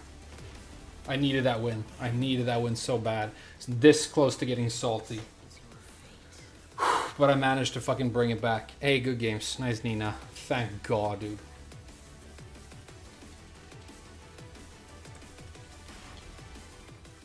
Get ready for the next battle.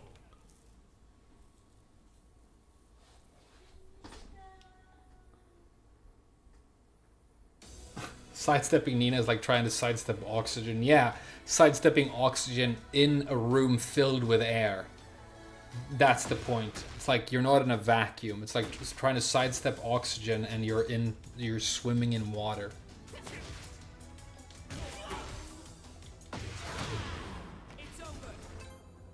Hey, check out this Italian plugger, dude. I love these guys. Fucking Italian Tekken players, dude. They're so weird. Let's go. I'm super down. Get ready for the next battle. When did we change to Zafina? This bear player fucked me up and I got butt hurt. Hey, this guy is not only a plugger and Italian. Both are unforgivable. He's also bought this fucking outfit in the Tekken store. Which means that he's the reason Tekken 8 is trash. When you pay for customizations with money in Tekken, you're the reason the game is trash. I mean, you and Harada are in cahoots. Right? We have to make him plug. Let's fuck this fucking spender boy up and make him plug, dude.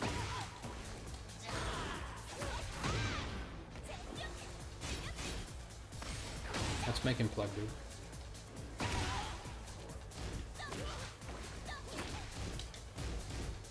Of course he doesn't know that. Of course he doesn't know that.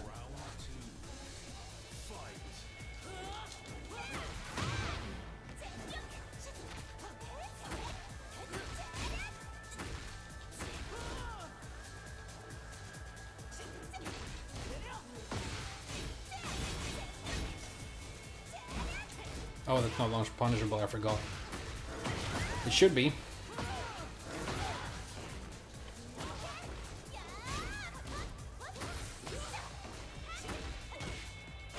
Okay, snake edge spamming.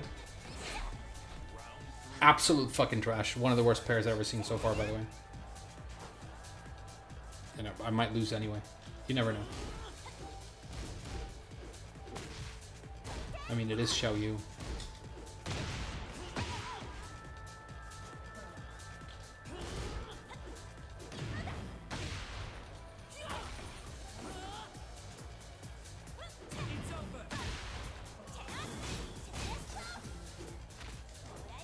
Should have broken it.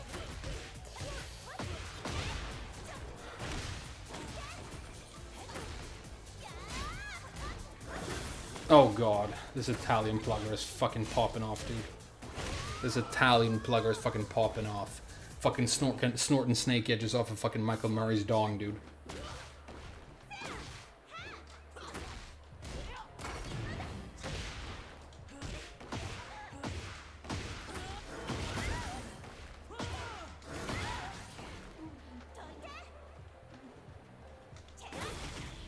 I was in the air, so it's reduced damage, which is good.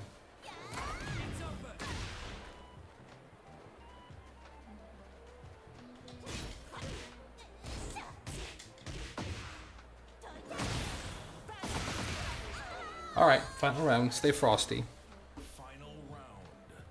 Fight.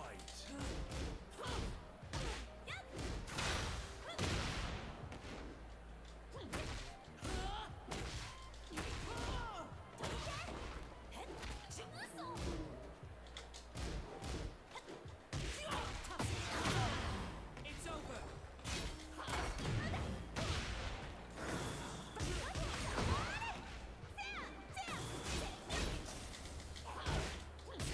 Where's the plug? Show me the plug, bitch. Show me the plug, bitch. Show me the plug, bitch. Where's the fucking plug, bitch? Come on, bitch. Fucking eating salsiccia in your fucking little Italian house, plugging on your fucking Xiaoyu while buying customization items from Harada. Fuck you, bitch. Get fucking owned. Where's the plug? Get ready for the next. Better fucking run away, bitch. Good games. Uksam. Heart rate monitor. That's a good point. I actually do have a heart rate now. Because I don't give a fuck about winning in Tekken, but I give a fuck about punishing that guy for being the reason this culture is dying. Plugger, Xiaoyu player, fucking shop user. That guy is the reason Tekken is dying. It's his fucking responsibility. And I will push his shit in for justice and truth.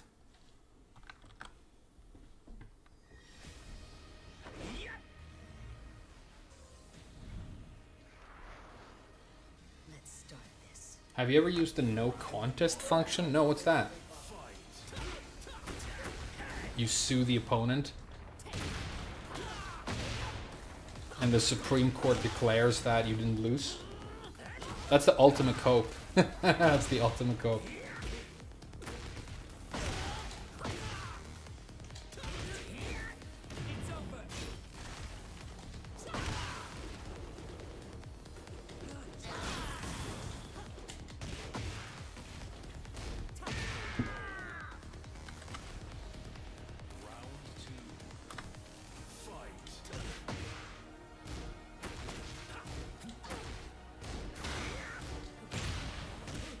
That's all.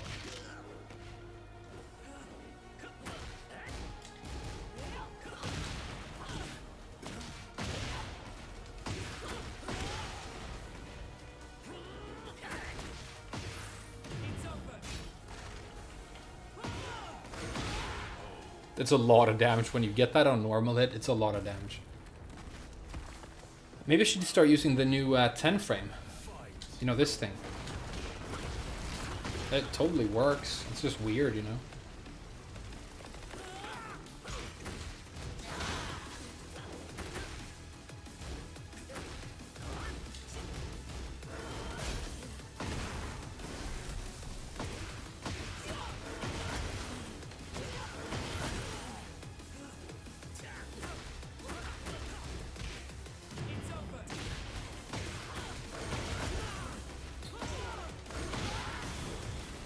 Ooh, the spicy sausage in your little fucking Huarong played butthole. Well played. Good games.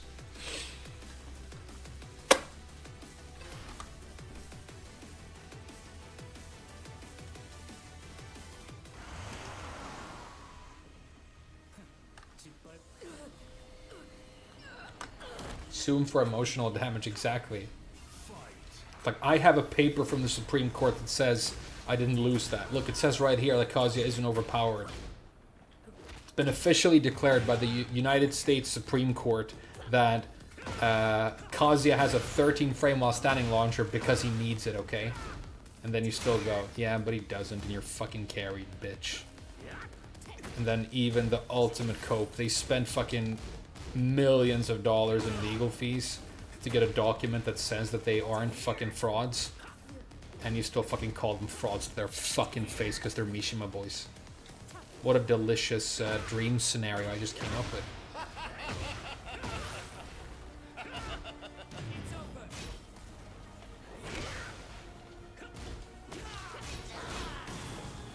Oh god, I'm so sorry, dude. I'm so sorry. I didn't mean to fuck you that hard.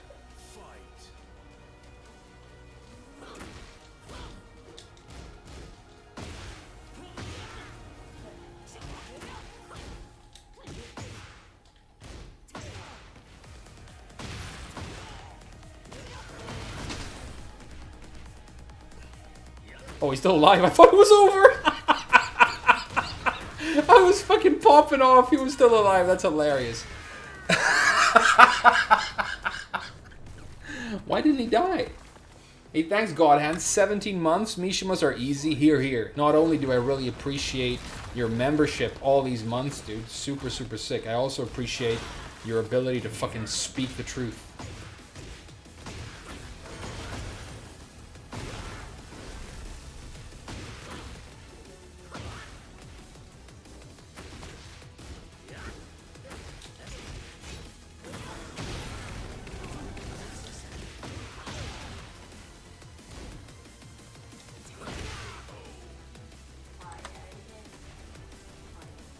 I think Kaz is not that good in this game. Hey, maybe you can go and die on that shitty hill with that other guy who has shitty opinions. Hey, just kidding, dude. Ready for the next battle.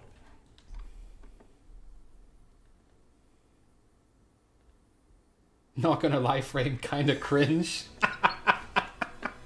I thought he was dead, okay? Come on, man. Hey, when we edit this, okay, make it look like I already won before I popped off. I don't want to end up in one of Foot's compilations, okay? Hey, you guys better not make fun of me in the chat. I'll ban your ass. I'll ban you if you make fun of me. Get that ass banned.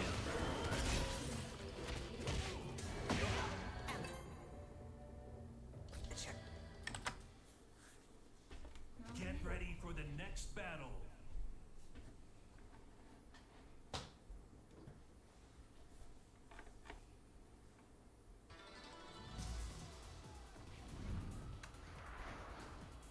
I would throw Evo free when we could split the money. Do you know that there is an Evo champion who is, as far as I know, actually colluding?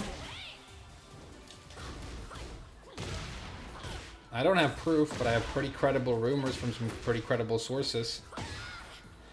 Don't know that they colluded actually at Evo, but I know that one of the most well-known and respected Tekken players in the entire world is... Well, there's some very, very credible secret allegations of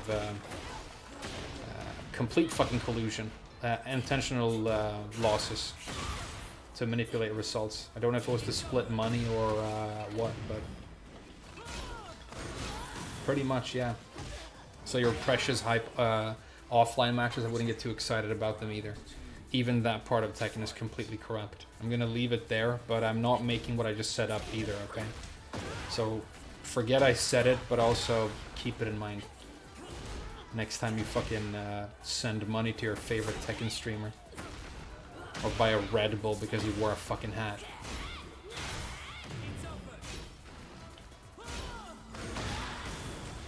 Alright, you have to do back three right there, I forgot.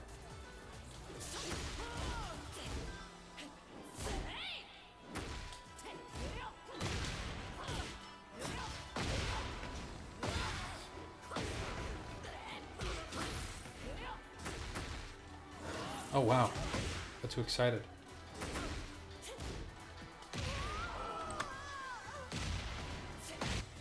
Name drop their country. It rhymes with Pakistan. Allegedly.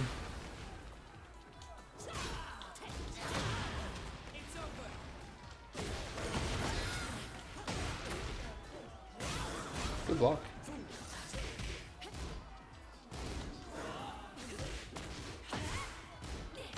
Wow, okay.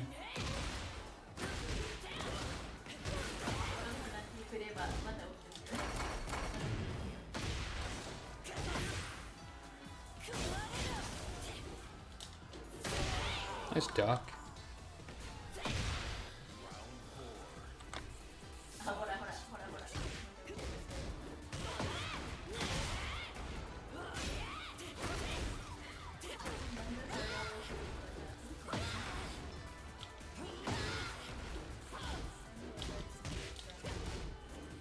I mean, I'll reiterate, I have no proof or no actual information. I just talked to some people who knew some people who knew some things.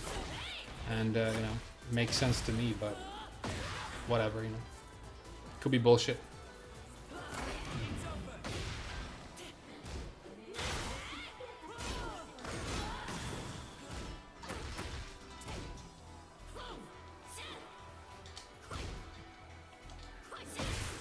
Nice whiff punish, dude.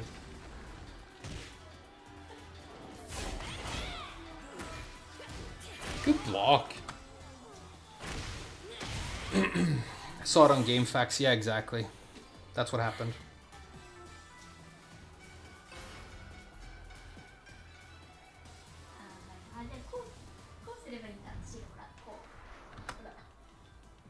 Oh, I've heard some pretty serious allegations about match fixing, but you know.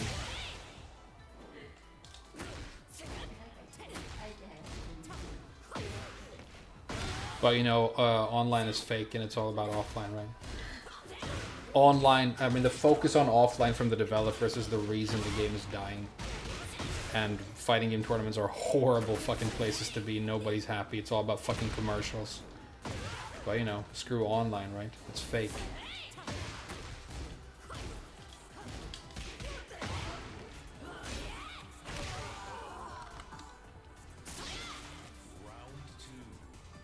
Any interest in playing Baldur's Gate 3? No. No, I don't. I really don't. I've heard it's very good, which is great, but seems to be a lot of, like, you know, running around being impressed with the fucking story that some fucking game developer wrote, and it's not really my thing. I don't play games for the writing, you know.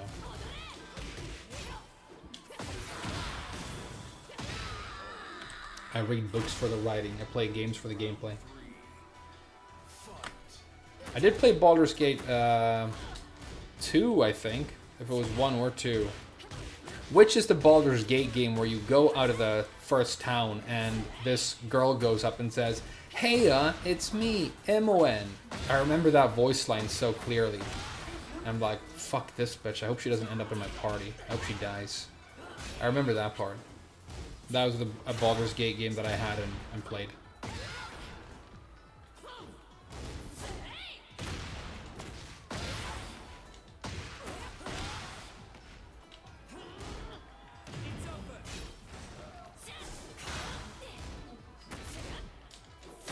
Wow.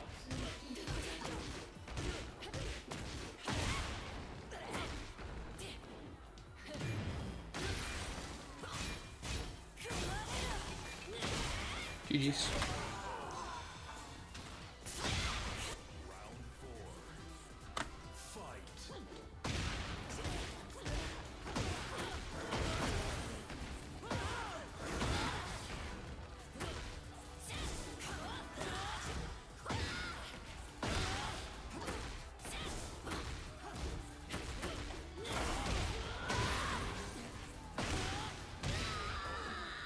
Final round. Don't spagooters.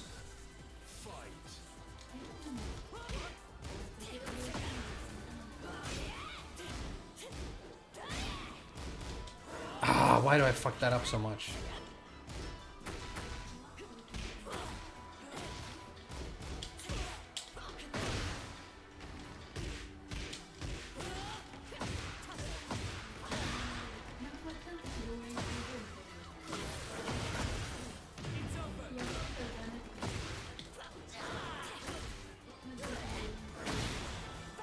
Gotcha. Aggreshiboo. Where can I find the allegations? Nowhere. I was talking privately to somebody I know. That's it. And again, could be complete bullshit. But, you know. It didn't sound like complete bullshit to me, but what do I know?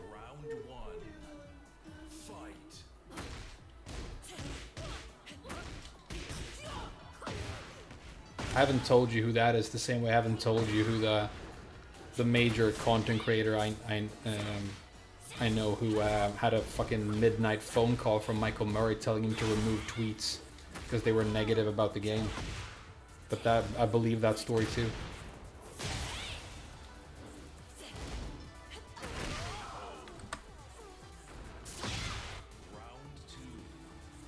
It was on GameFAQs. Yeah, it was on GameFAQs. There you go. It was my friend saw it on GameFAQs.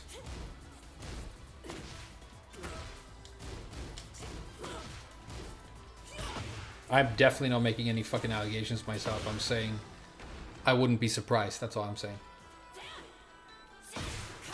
Because I don't fucking trust anybody. And the reason I don't trust, or the fact that I don't trust anybody, the fact that I expect the worst in people, always, is the reason I'm never fucking caught slipping. And so far I'm also never really proven wrong. Human beings aren't basically good. They're basically animals. Expect nothing but sexual violence from the human race. It's basically what we're capable of in a nutshell. Okay?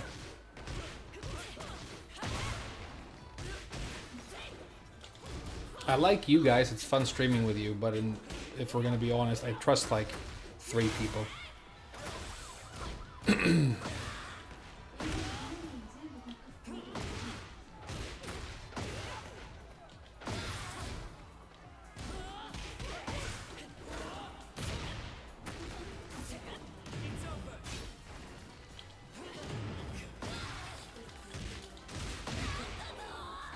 Alright, we might be able to make this back. I trust none of you. You shouldn't be Ellen Snake. I mean, some of them are Mishima players. Be careful around these guys.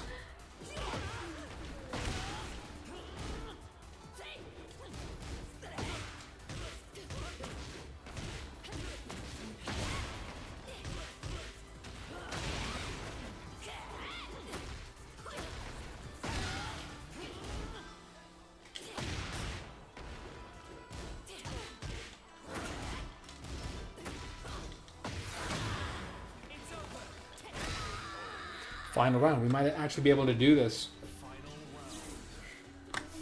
He has to trust his waifu. I trust her. That's true.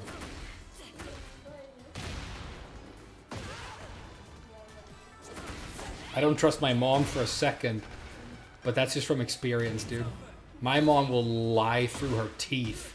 If she thinks the lie is useful, she will say anything. She does not have this weird sort of allegiance to the truth. She does not believe, I think, in inherent value in truth. If she thinks the lie is useful to help or control her kids, she will say anything. She will make something up entirely. If she thinks it's for our, best. And she obviously knows what's best. Love her to death, but I don't trust her for a second, dude. Konnichiwasu. Hey, what's up, Kokopanya? What's good, dude? Get ready for the next battle. でもそこの50万には何が含まれてるの？ Does your girlfriend watch your streams? Well, she listens to them because she's downstairs right now, poor thing. But I think she watched them sometimes when, we were long distance. Because it's, a way to listen to me or whatever. But it's not like, if I have like a nice YouTube video where I'm talking calmly, maybe she'd listen to that. But listening to me sit here and fucking, get salty about Kuma, it's not exactly relaxing, It's like, oh, I miss him. This salty bitch who can't shut up about fucking Mishimas.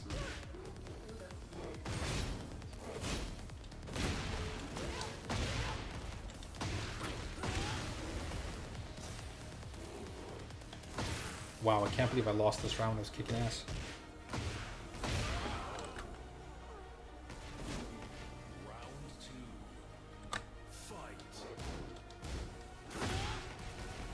You can trust people to be themselves, but you don't know who they are. But you can trust them to be animals. That's for sure. Like, how many times, like, did you have, like, a streamer, an actor, somebody who you thought was cool or looked up to, seemed really cool, and then it turns out they have hella skeletons in their closet, It's basically everybody. You scratch the fucking surface. It's all fucking darkness and fucking twitlongers down there. So I don't trust anybody anymore. And that's why I'm not caught slipping.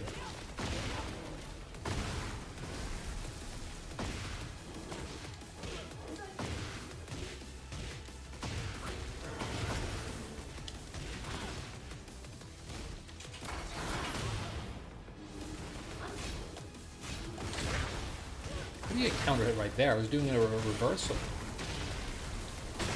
Wow, this game's trash. Well played. You aren't a pedo, though? You don't know that. Totally could be, right?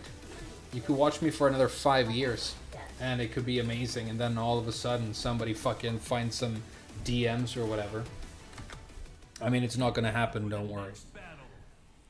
That's one of the reasons I feel very chill about my whole streaming career or whatever. There isn't anything I have to be worried that anybody's gonna find out. But, you know. I could just be saying that. Don't make the mistake of thinking you know somebody. You know. I've listened to Joe Rogan for like thousands of hours probably. I know how he feels about most things. I can imagine what he would reply to anything, pretty much. But, you know, and he seems like a big teddy bear to me. Genuinely good-natured. I have a very, very good impression of his personhood. You know, even if, you know, you could argue that he doesn't have, like, perfect and super informed opinions about everything he talks about. But fucking who does? But, you know, I don't know him, do I?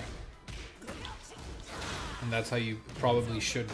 I think that's how you should feel about any sort of social media person that you consume. Don't fucking get it twisted, dude. How's Zafina in the new patch?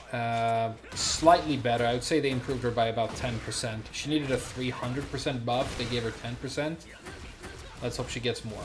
But her new tools are, you know, reasonably fun. That thing's pretty cool. You just reminded me to use it right there.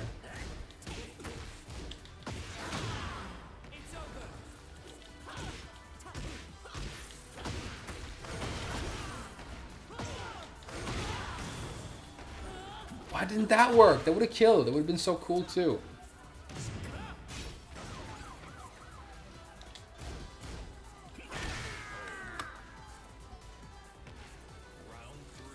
Papa Joe. Next year I'm going to be a Bamco employee. Very unlikely. I mean, I'd probably turn down anything they offered me, to be honest. It seems like it has some of the worst fucking culture you could imagine in a company.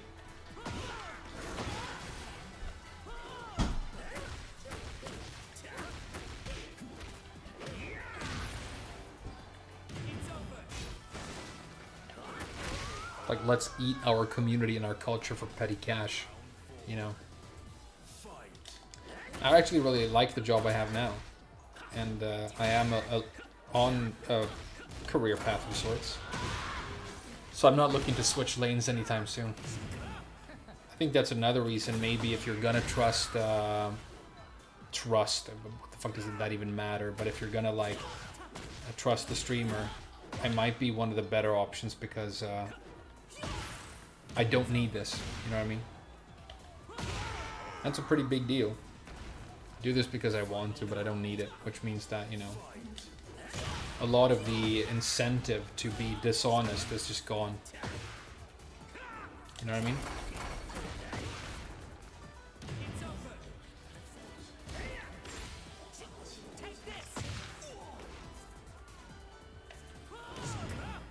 It's in the air. It's a combo. Nice infinite.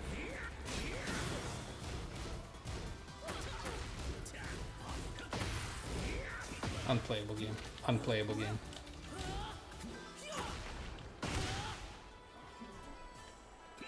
Best game in the world. Best game in the world. Best game in the world. I love Tekken 8.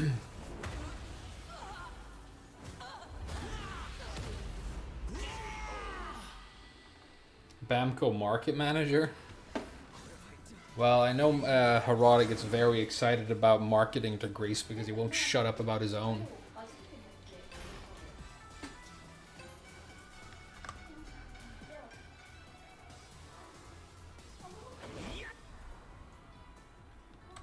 hooks up. Round one. Fight. I'm actually really enjoying the stream and the game today. I think maybe I've managed to like find the right headspace. What do you guys think? I'm very, very happy about that. I'm happy about that. This is a really enjoyable stream. I mean, we talked about some spicy topics just then, but, you know, whatever, right?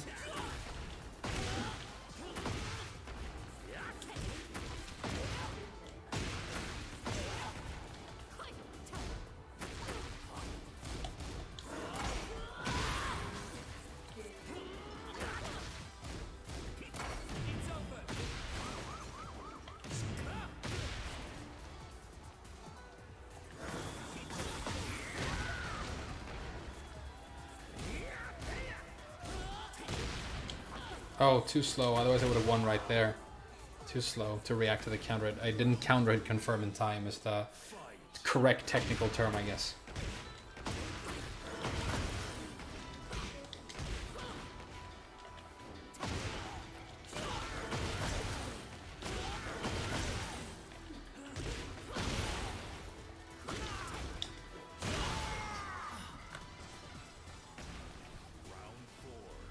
Nihilist frame? I guess I am a bit of a nihilist. But at the same time, what I don't want you to get twisted, not that it matters what you think about me, but you know what I mean. I consider myself very, very fulfilled. There's a lot of love in my life, meaningful relationships. I love my family, even though my mom is fucking annoying. You know, I like my job. I got, you know, my girlfriend here. We finally got a visa for her. We're living together. We're looking for a new place. I'm streaming, which is like something that I always wanted to do, and I'm enjoying that. So you could call me a nihilist. I actually really enjoy where I'm at, and I am enjoying life, but I don't have this, what I would consider very sort of naive hope for humanity in the future. I do think it's all heading in a very, very dark direction. And speaking of Joe Rogan, I remember,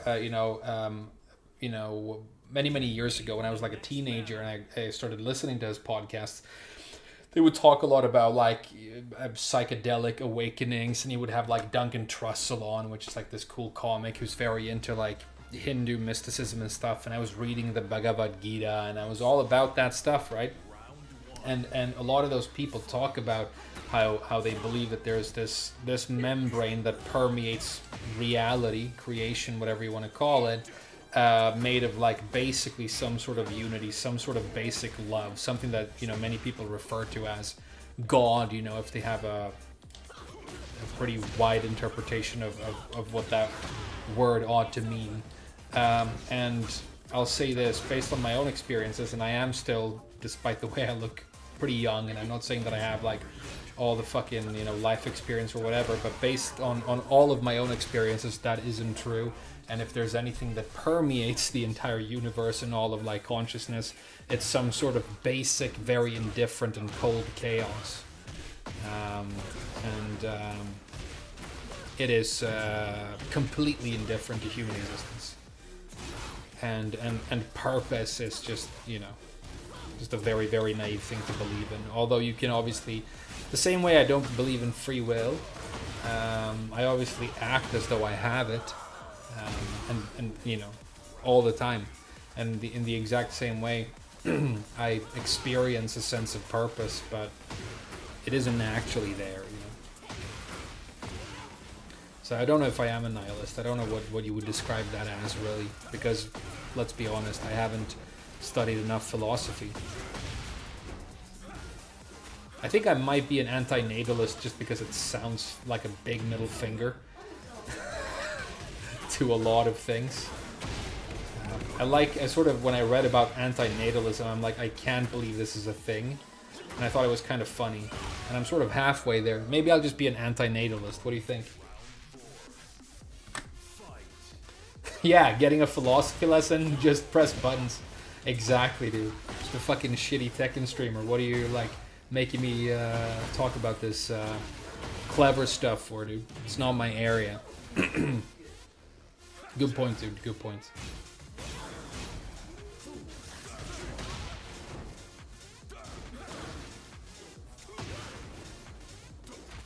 Oh wow, okay, he's desperate now. We gotta close this out because he's desperate. Good block. Why didn't that kill? It really should have. Got him.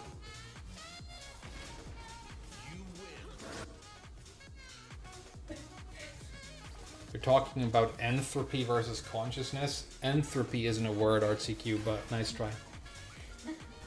Just kidding. Absurdism is a philosophy which makes a lot of sense to me. Yeah. I mean, we'll get into it some other time, okay? But I wouldn't straight up consider myself a nihilist. Unless it's those funny nihilists so at the end of The Big Lebowski. I would totally join them. I'd be one of them. But I wouldn't get my ass kicked by a Walter. I'd be like Jesus. You pull a piece out on the lanes, I'm gonna put it up your asshole, and what does he say? Pull the trigger until it goes click. Don't fuck with the Jesus. It's a good movie. Is my girlfriend Japanese? Yeah, she is.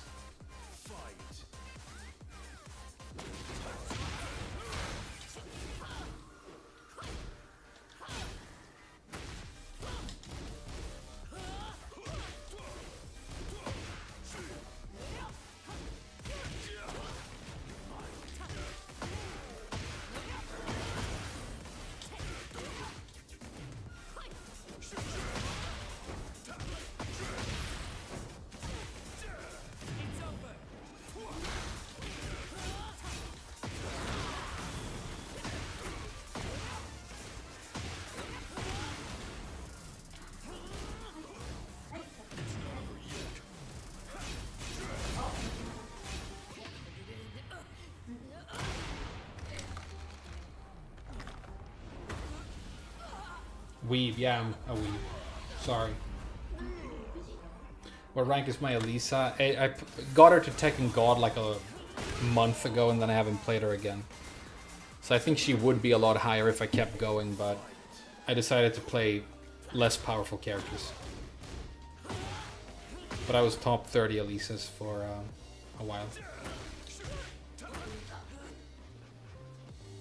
Not that many people play her though, so, you know. Don't get too excited.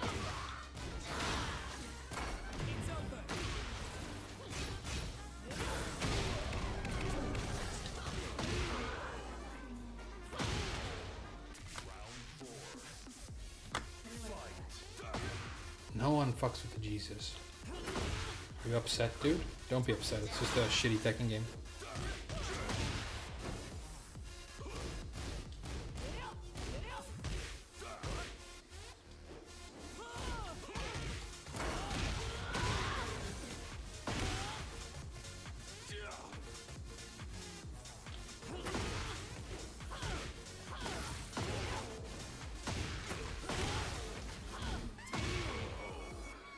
GG's, dude. How's your experience dating Japanese women? In my experience, they hesitate to talk about relationship problems and sweep things under the rug until they combust. Get ready for the next battle. I don't know. I think there is a tendency in all Japanese people, maybe specifically women, when it comes to relationship issues, to not want to talk about them or discuss them openly. In the case of many women I have met, it's because they've been around a lot of authority, their entire upbringings, you know, school, fathers, who are kind of distant, kind of scary, and you sort of do as you're told, and if you like express an opinion and you get emotional, it's usually not met with any kind of encouragement. It's more like, you know, get back in line. It's culturally, it's like that a lot. For me, it's like when there is an issue in the relationship, talking about it is like, I need to talk about it. I can't leave it for tomorrow, because if we're not okay, then everything else is just like, I mean, it's like a constant itch. It's like needing to go to the bathroom. It's like this constant need to address it and move past it, because, well, at least in my current relationship, the reason I go to work every day and want to do a good job is because I want us to have a life together, you know? the reason I do everything kind of comes back to the fact that I want the two of us to be happy, and so if we're not okay, then everything else just feels secondary to that. And then with her, she's the kind of person where she it's not as easy for her because, and it's probably because she is Japanese, to like talk and find the words to talk about her emotions. But I think we've gotten really far with that and we're much better at it now. And then something that I've had to learn conversely is to realize that, okay, if my partner doesn't feel like talking right now, I know that she still loves me and we will figure it out eventually. So maybe I need to be the bigger person and chill for now. But I don't know about them like letting things build up and then eventually explode. I haven't really experienced that, but maybe because, you know, what you can do is you can try and be very reassuring and make them feel like it is okay to talk, you know.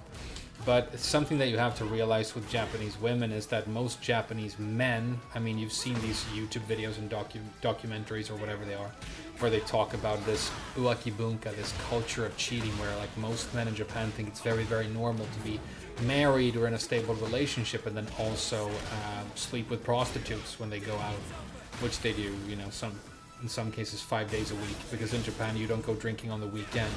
You go drinking on weekdays. You spend weekends with your significant other or in the house, and you go out eating and drinking with colleagues on weekdays. So they're out 5 days a week, not 2.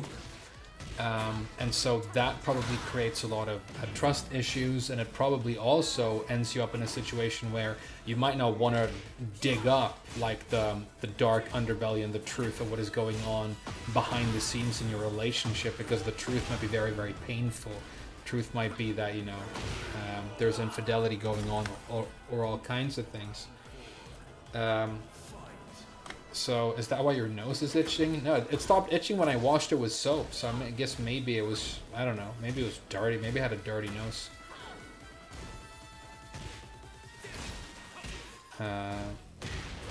But yeah.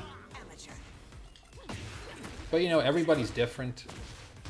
Everybody's different, you know. I dated, not to say I dated all kinds of Japanese women, that sounds horrible, but I was there for a long time, and I was in a couple of relationships. You know, one girl was bisexual, which was kind of, you know, unique, because I hadn't dated a bi person before, and the person that she was with before she met me was a girl. And she was, you know, she didn't wear a lot of makeup, you know, she wore jeans and a t-shirt. Beautiful, you know. Didn't look masculine at all, but didn't have, I don't know, there was a nuance to that was different. But, you know, she didn't tell me until we had been in a relationship for a while. So, you know, I didn't know, and, you know, by the time she told me, it was obviously a non-issue because we were together. She was an interesting, you know, facet to her. One girl who was a former mobster. One who was a barmaid in the red light district, you know, very different, and obsessed with Disneyland and wanted to go to Disneyland and had Mickey Mouse on everything. And then the girl I'm with now, the last one I'm ever gonna be with, and she's also like unique and doesn't remind me of any of the others really. She's from the countryside, you know. She's very humble, and a lot of those very traditional Japanese things, like, you know, she doesn't really have them. The whole, like, you know, obsession with creating that stable family life by 30 and living a very traditional, typical Japanese life that you get a lot with women around 30 in Japan. She doesn't have that. She's very unique and chill and open-minded. And,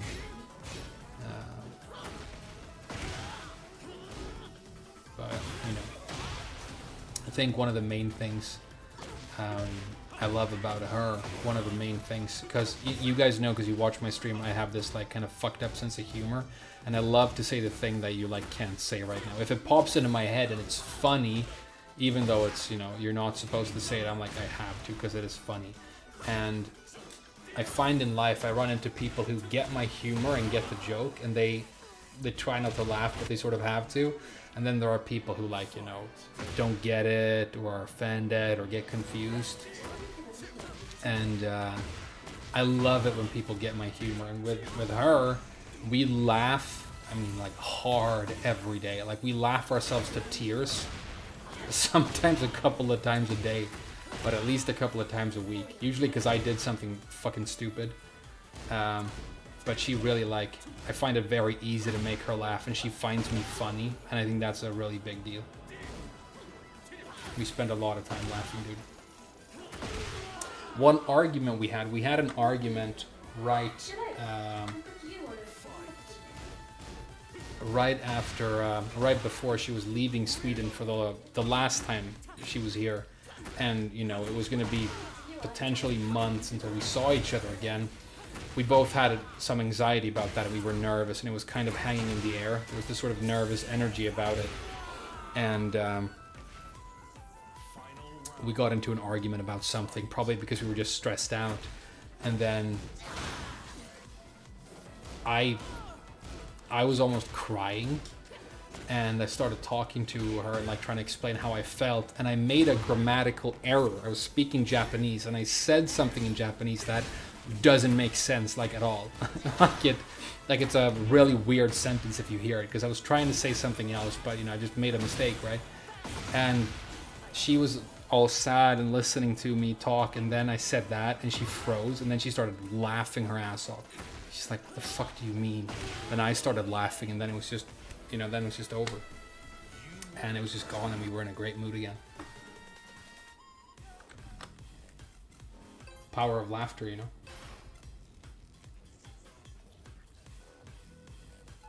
Red Dark Star, Jin Kazama, show me your worth.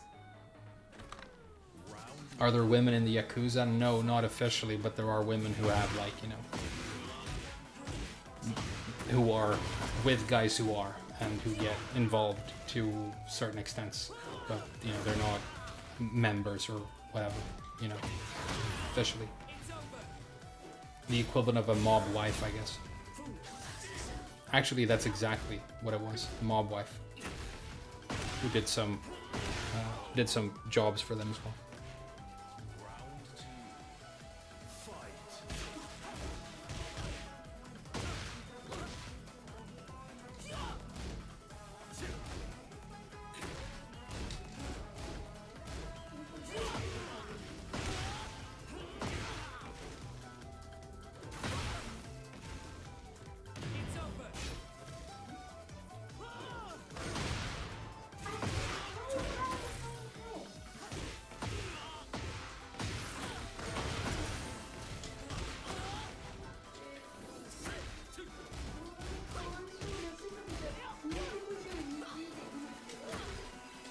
Oh my god, what a tense round.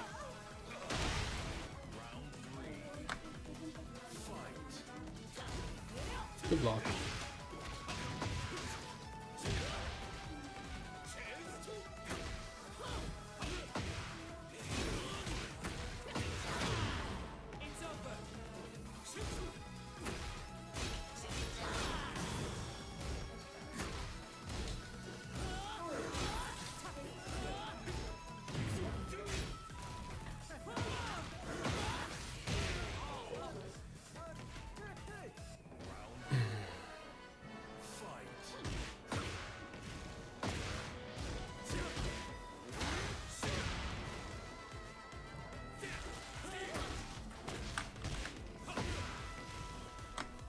Tried an apricot daiquiri. Doesn't sound bad. I've never been a huge fan of the taste of apricot though.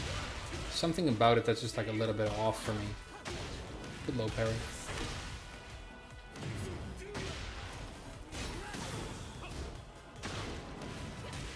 Even better low parry. Because it was mine.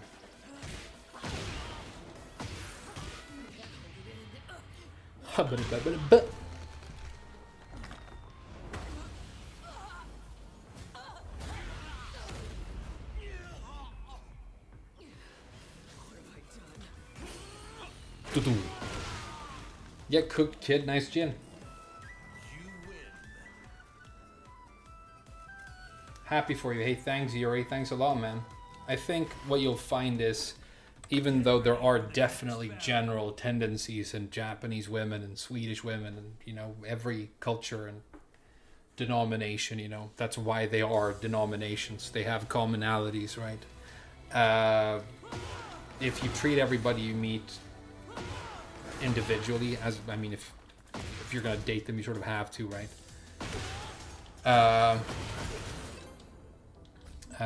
And then you navigate the challenges that comes with being with that specific individual. You know, it might be very challenging, you know. Many of you have probably, as I have, been with people who are traumatized by stuff in their past, for example. Okay.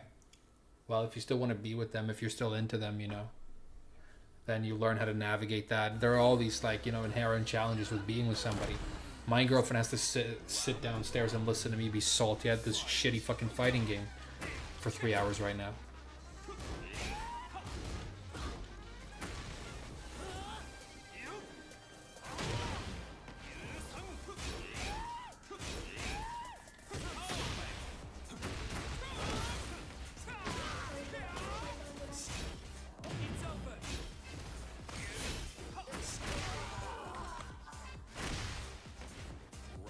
It's more subtle than a cocktail. You know what? Our bartender at the hotel is very talented. She's pretty fucking awesome. She's made me drink sometimes. Like if she has a new idea for a cocktail, if she wants to do like a new cocktail of the week or whatever in the bar, she'll make a virgin version of it, because obviously I won't touch alcohol if I'm working. But she'll make a virgin version of it if I'm like working an evening shift or something and let me try it, and she's super fucking good. Like we have a really good bartender, and that's like what she does, you know. She's not like a, you know, a waitress who's also a bartender. She's like, you know, professionally a bartender and really into it. So I could probably ask her to make an apricot daiquiri, and I'll see what's up.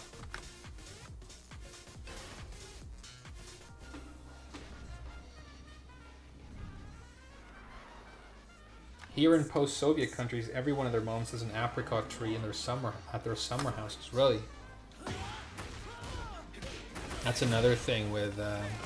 That's another one. Post-Soviet countries. I don't know if this is offensive to you or whatever, but in my experience, a lot of the people I've known and been close to who are from post-Soviet countries, many of them had very shaky relationships with their dads, and many of them had dads who were alcoholics, which, you know, probably for all kinds of reasons that, you know, you know what I mean, because of circumstances, most likely. But that obviously, like, has had an impact on them and shaped them in a way. So that's like something you have to deal with if you're going to be with a person.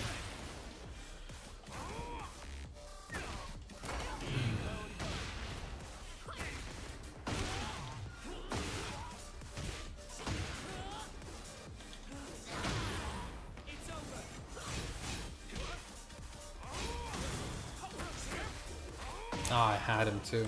Fuck. How's the patch been for Saf? She's better.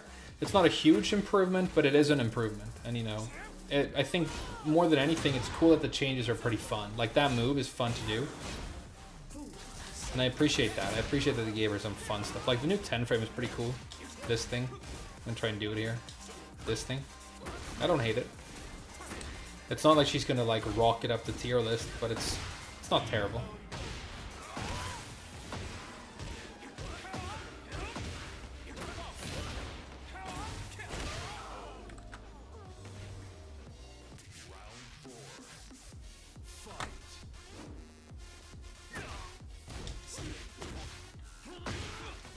Wait a little bit, then do the low. That's the strat.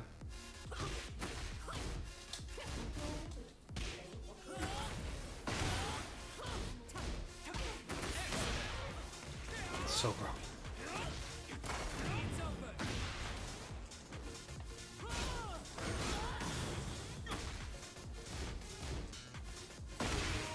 All right.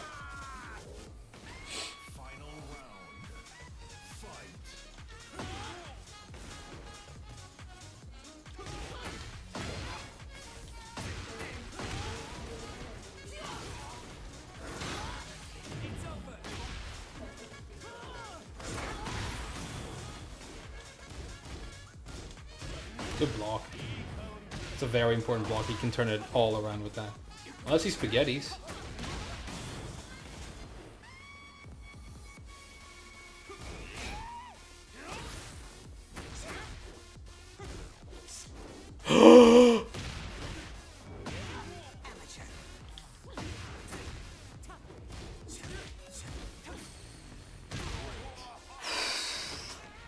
That was a crazy round. Did you see me hard read the low and do a hop kick, and my hop kick just spagootered because Arata can't make fucking video games? That was crazy. GG's. Your fate is already decided.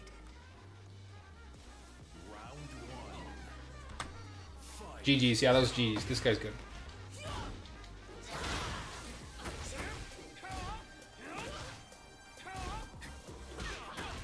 Nice sidestep.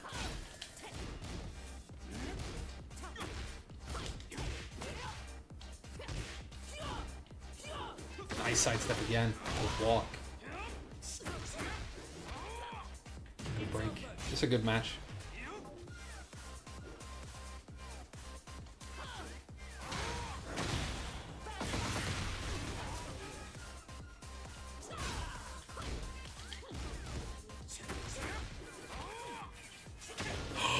He can raid shard as well.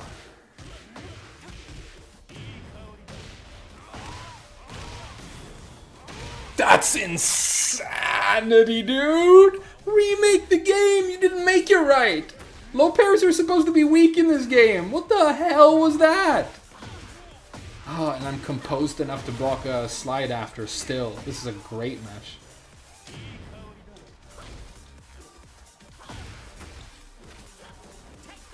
This is a great match.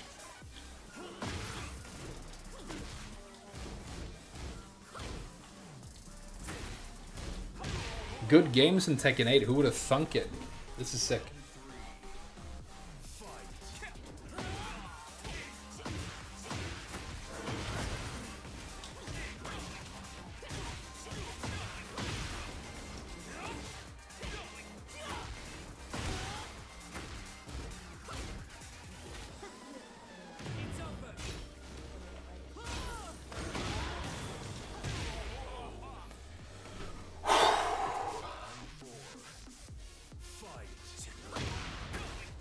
The backdash.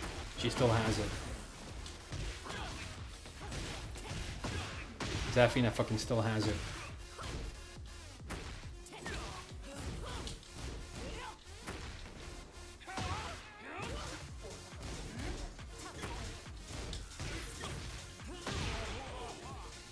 Come on, man. Tekken 8 is sick.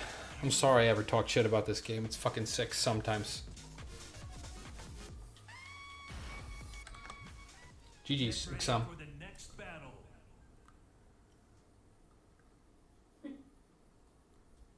GG's. It's the best game of Tekken I've had in weeks. That fucking low parry combo was insanity, dude. Low parries are supposed to be weak in this game. 枯れてない？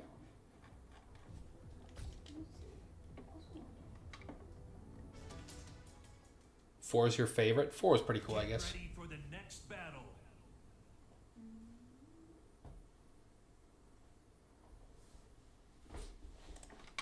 Hey, check it out. It's a fucking Eddie, dude. Hey, good shit. How many dollars have you spent in the Tekken shop ruining this game for everybody else? Nice dollars, dude. Nice dollars.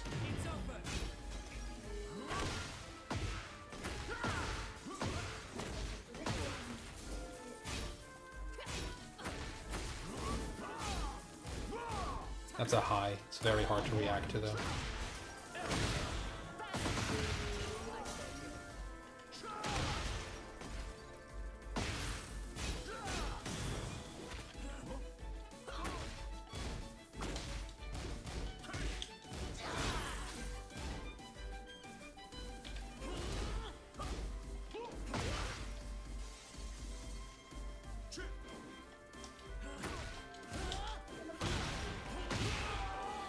Ooh. Get slapped.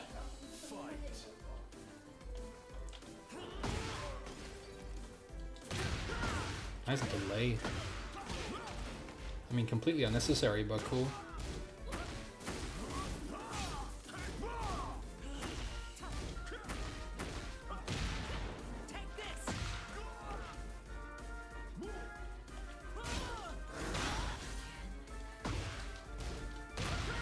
Counter hit, okay.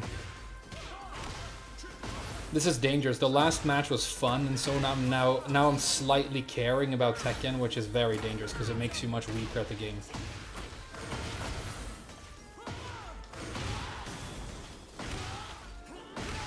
You never want to care about Tekken, it makes you weak.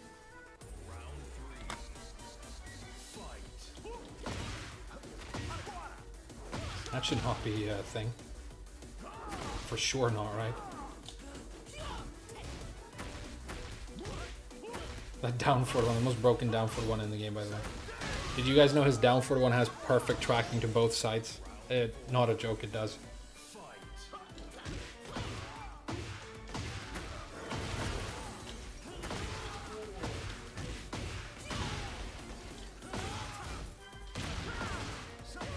No sidewall save, still gets it. This game's trash. He still gets a giant combo, dude.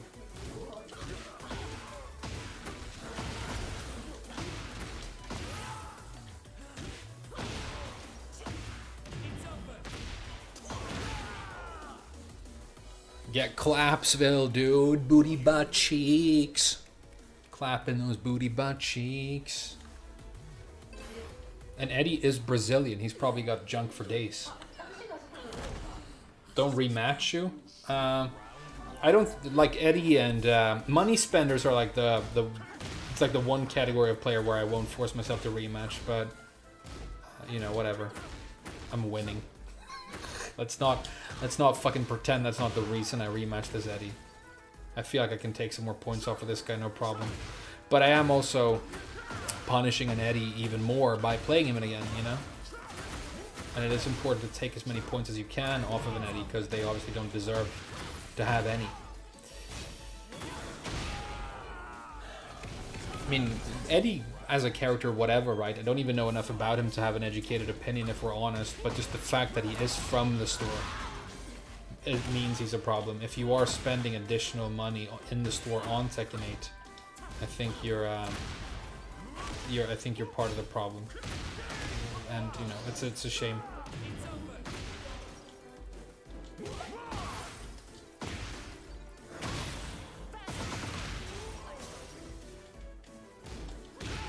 The town jab. Yeah, so clutched. The town jab, dude.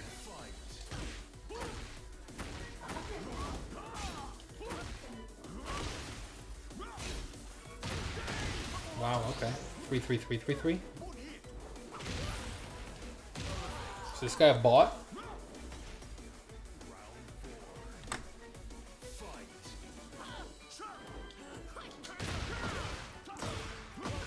Did an armor move. How did he break through the armor move? How did he break through the armor move, actually?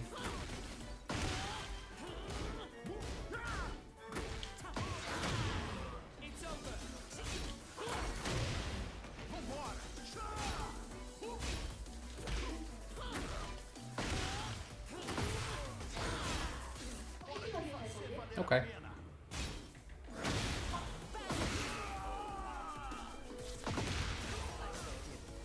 Fun extractor, and he's a Wi-Fi Eddie. That's pretty funny, actually. You're a fucking fun injector right now, injecting fun straight into my ass and my Zafina rank. Yeah, Bob, exactly. I mean, if Bob or Miguel comes out, what am I gonna do? Like, I almost have to buy them, right? It would be so sad to not be. And maybe Eddie for this guy is like Miguel for me. You know? Which in that case, it's like you really have to lay the blame at Namco's feet. Ready for the next battle.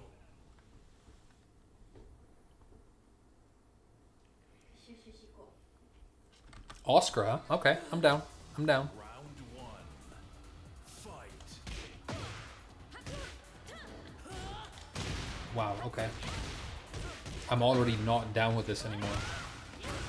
Mainly because his customization is fucking horrible. It's one of the worst I've ever seen. Spam it out, yeah.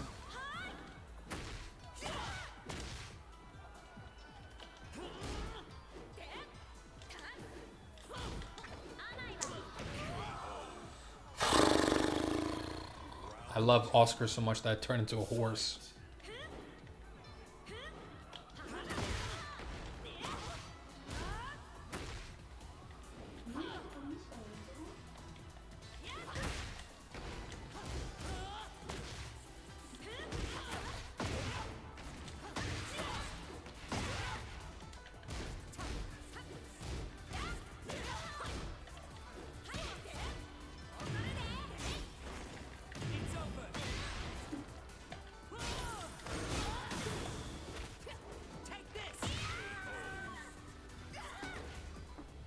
Like the first guy today that I'm considering not playing twice because I just really don't want to.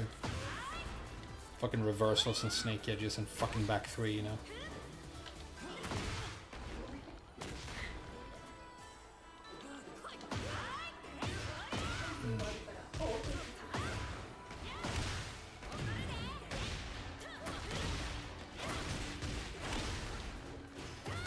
Good for you. Playing your real characters, bitch.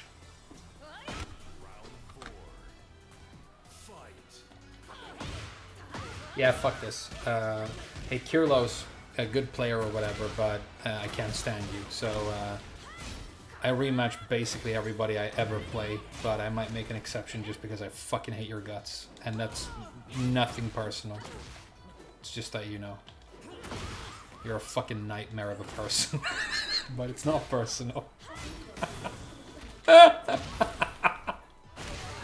Fuck that low as well. Way too much range, way too much tracking, way too good at high crushing. That is the most broken low poke in the game. Fuck it, I'll give him some more free points. Fuck it, I'll play him again. Suck a fucking dick, dude. Your character's fake. Let's go. Do a fucking snake edge and get the fuck out of my life, okay?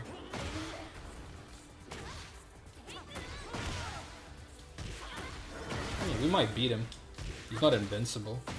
Just a, you know, cancer stack of trash.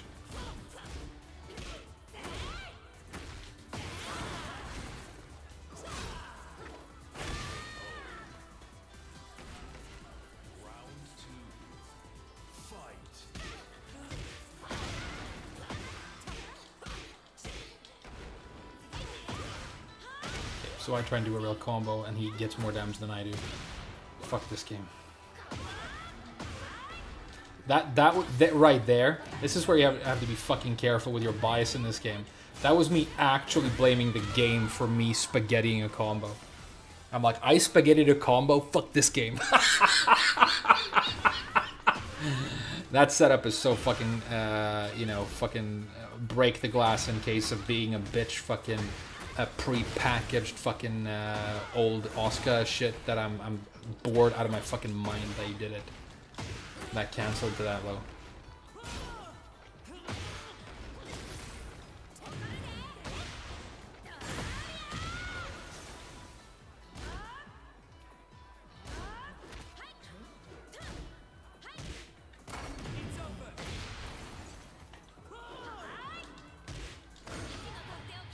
I'm dead. This game's trash.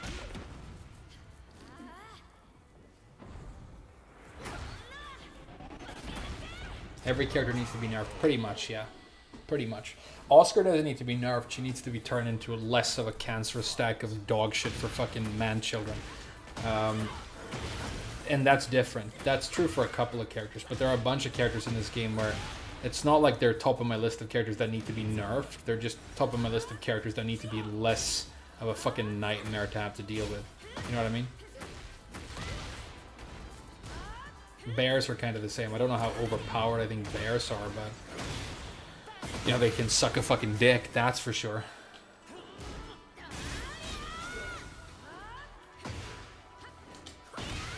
Alright, final round.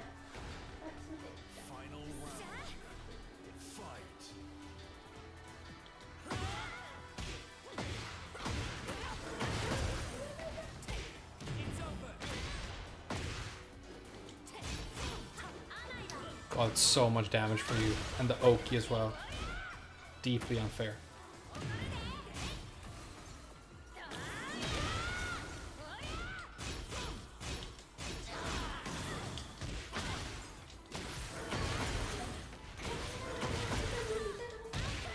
Hell yeah. Hell yeah. Okay. See that?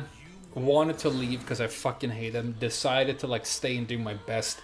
Stayed level-headed. Called him a bitch a couple of times. That's fucking par for the course. He runs away like a little bitch. Fucking dominance established. My dick is across his face like that right now, and he's gonna smell like me wherever he goes. And all the bitches are gonna be like, damn, that Oscar player smells like a much more impressive man. Hey, good games. Well played. Get fucking good, bitch.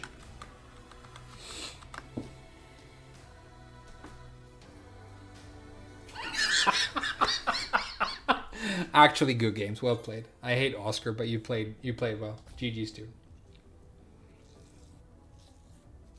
Now go wash my dick off your face.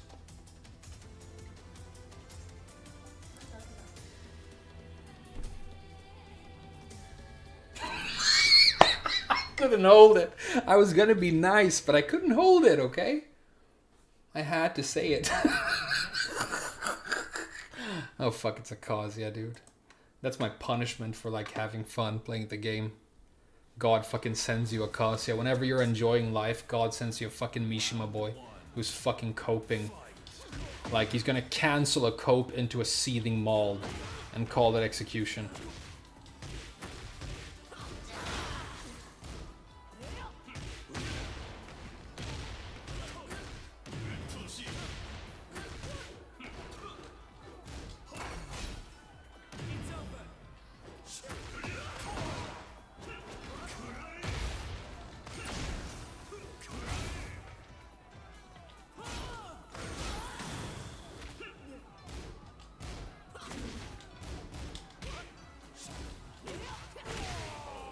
Blocking hell sweeps, dude. Blocking hell sweeps.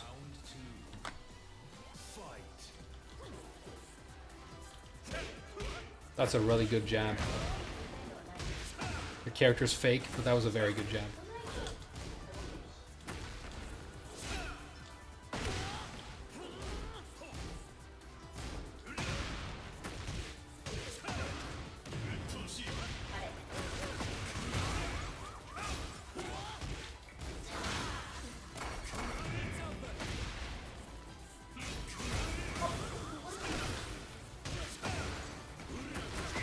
Hey, good for you.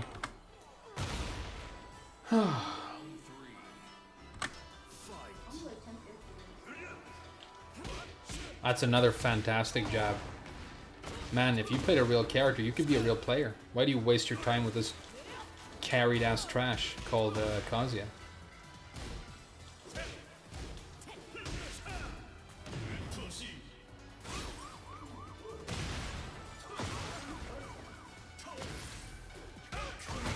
It's so funny that he spams his ass off with broken moves that shouldn't exist and then calls me Utoshi, which means like, you know, insufferable or like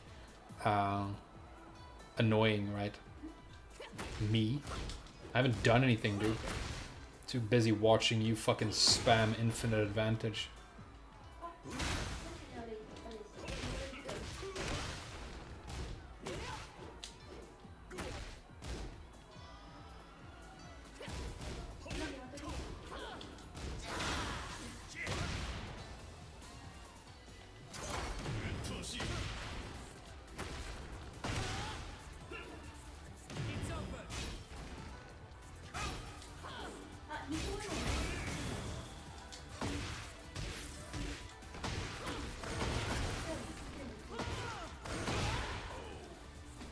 Final round. Let's make a miracle happen.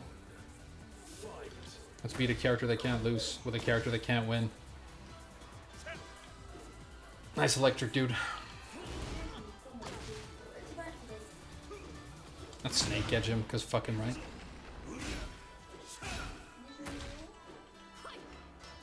Big whiff.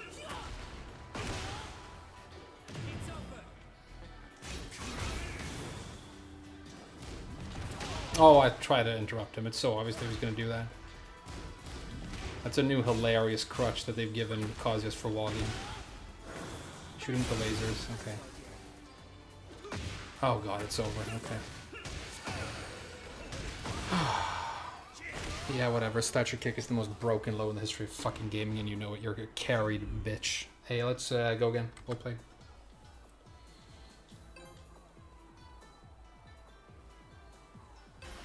Yeah, I know a lot of Kazuya players think that he's weak, but Kazuya players play too much Kazuya to really have a perspective. I think they're so fucking up their own ass and in his ass that basically you should not ever trust or even listen to the opinion of any Mishima boy. Because it's like, you know, well, what would be the analogy here? What is it like?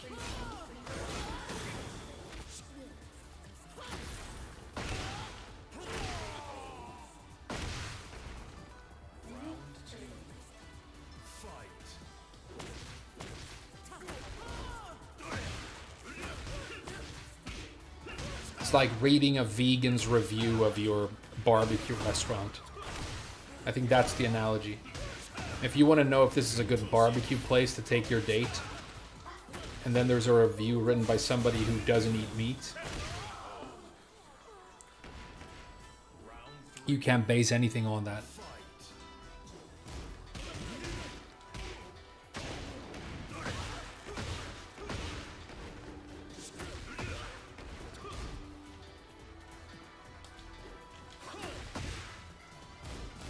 Gonna finish it fast, yeah, this time. That's a mix-up in their head. Doing the same crutch-ass 3-hit string and sometimes finishing it right away. That's a mix-up to Kazuya players. They think that's gameplay.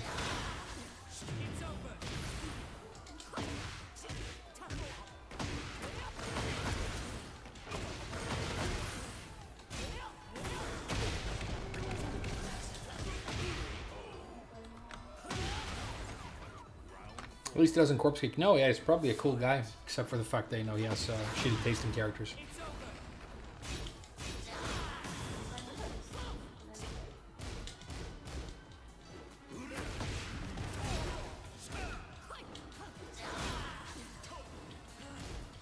Very good block.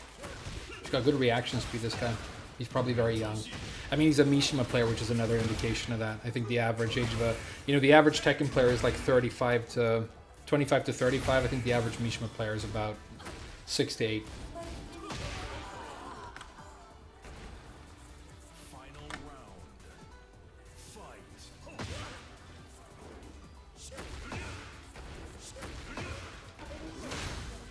I've stepped in pieces of dog shit that I respect more than you, Majin Kazuya. Well played.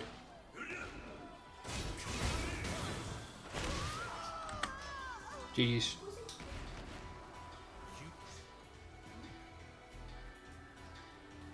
Good reaction speed, good block on the snake edge call out. Get ready for the next battle. Yeah, they've been playing Kazuya for 30 years and they feel entitled to win every match. Exactly. If you play like Kazuya 5 Tekken games in a row and you're like, damn, I'm not instantly winning for free quite as fast as I did last game, you draw the conclusion that he's weak in this game. But you also haven't compared him to anything or educated yourself about, you know, what the game is actually like.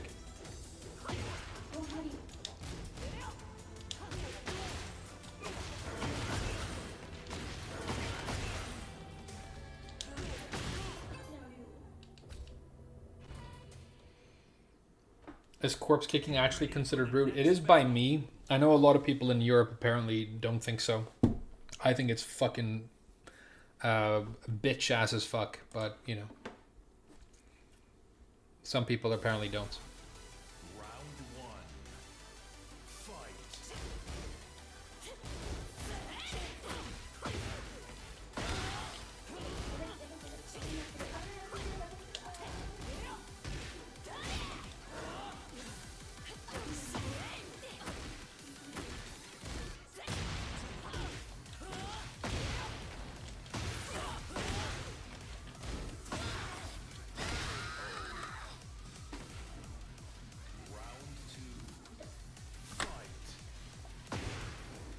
Would you recommend learning Japanese for someone who knows French, English?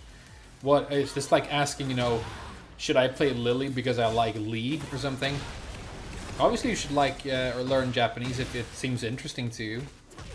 If there's something you want to use it for, or you just want to learn it for its own sake. Learning a new language will make you more intelligent, because you have all these new words and concepts that you can grapple with. You use your mind in creative ways. I think it's a very, very useful thing to do just for its own sake, and it's fun. Like, learning a language and then successfully using your new foreign language is amazing. It's a great feeling. It's very fulfilling. It's one of those things that people always wish that they did, you know, in life. But I don't think there's any reason the fact that you speak French and English should be a factor. Si es verdad, ¿quieres café? I'd go for some coffee right now, honestly. They're not similar. I mean, you're talking about a completely different family of languages. English obviously has a lot of French in it. So it's a Germanic language with massive Latin influence. And then also in English, there's a lot of Celtic in it as well. Because you have the Anglo-Saxons who crossed to the British Isles from modern day Germany and Denmark. You have the native Celtic population already living there. You then have Viking, you know, in the 900s, you have like all these Viking invasions, and Vikings from like Denmark and Sweden and Norway permanently settle in like all of the eastern part of like the British Isles. And then, you know, William the Conqueror shows up and you have a massive French invasion and all this French added to the language as well. So it really is a huge amalgamation of these different language families, because even though, like, you know, Latin languages and Germanic languages have a lot of similarities, Celtic languages I think are basically unrelated. But when you're talking about Japanese, now you're in a completely different like family of languages, and so you're gonna run into basically zero similarities. But that's not a reason to believe that you won't be able to learn it or enjoy learning it, you know. If I can do it, so can you. I'm obviously not like, you know,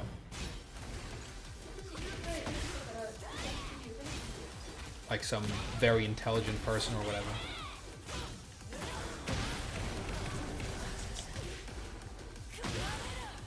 Am I gonna kill? If it does, the game's trash. Okay, good. The game isn't trash. Yeah, it is. Same with Hungarian. Yeah, Hungarian and I think Estonian and Finnish are in its own family of languages, which is crazy because Finland is so close to Sweden, even culturally, I would say, in a lot of ways. But then you listen to their language, and like when they count to 3, I mean, Chinese is closer to Swedish than Finnish is. It's so different.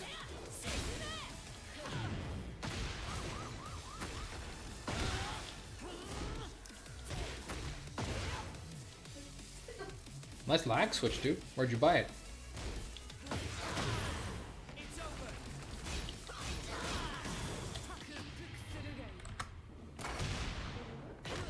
Do your best Finnish impression. It's not. You just go for a lot of hard consonant sounds. Kukki talli kukki mukki. Kukkeli kakkeli kukkelbak. It's that ukka, that pronunciation. When they go, you know, kukkelainen. That there's a specific way they pronounce things. Like saying kukkelainen when you're trying to sound Finnish is like saying ching chong when you're trying to sound Chinese. It's basically racist. But then I met this Finnish guy, and I think his name was actually like something kukkelainen, and I had to not laugh, which was hard.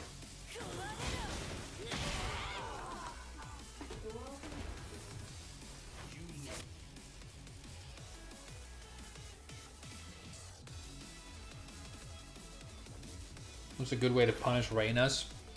I mean, bitch slap them really hard. And tell them to grow the fuck up, really. And then tell them to go to their room. No fucking snacks. No supper until you do your fucking homework and pick a real character. That's how I punish Reynas.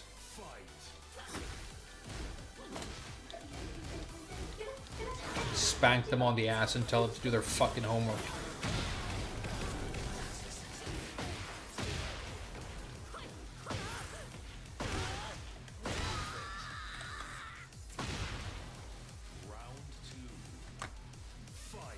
Snake itch this guy. Fuck it, you know.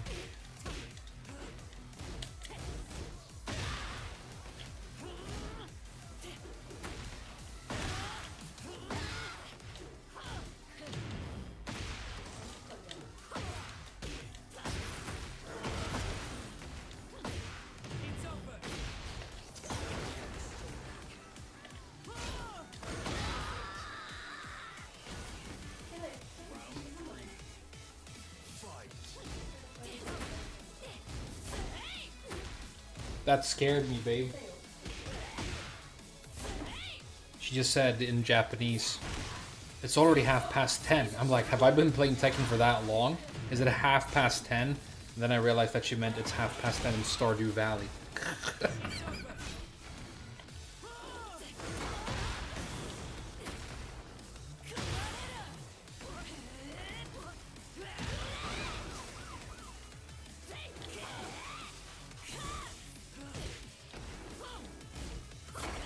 Nice.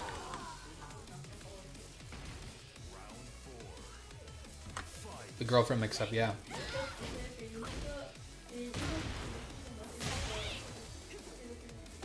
Oh right, that's a mid. Never mind. Broken move.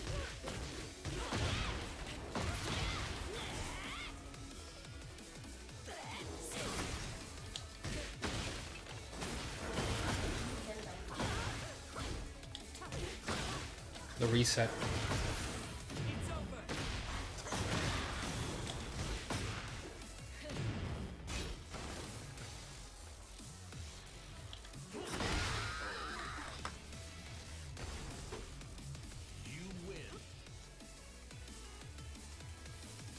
Yoshi is imitating Kabuki style speech. Yeah, kind of, the whole...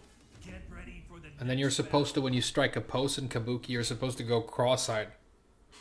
You know those pictures of Kabuki where the characters are going cross-eyed? They actually do that. The actors have to be very good at going cross-eyed, and they do a pose and they do this.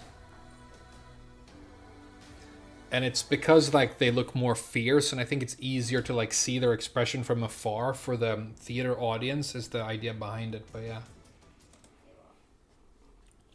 Get ready for the next battle. Oh my god, it's the Kazuya guy again. Fuck. お疲れ様でした村の仕事お疲れ様でした Blue Dark Star. I'll make this the last match of the stream, which means that we've successfully had an entire stream having fun, not getting like all doomy about the game, enjoying our conversations, making fun about Mishima Boys, which I will do no matter, you know, how salty I actually am, because they can go fuck themselves. What a great stream. Thank you guys for watching it. I hope you enjoyed it. I was gonna say like, comment, and subscribe just because I sound like such a fucking pussy YouTuber right now. Please dislike and unsubscribe. But yeah, thank you for watching. I really enjoy this. I can't wait to get back into World of Warcraft to make some more sick transmogs.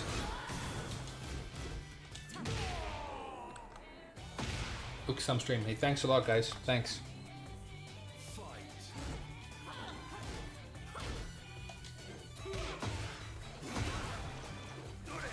Sidestep electric, it's not a thing, dude. It's easy. Ah, Demon Paw, forgot about that. Best mid in the game, free heat whenever you want it, okay?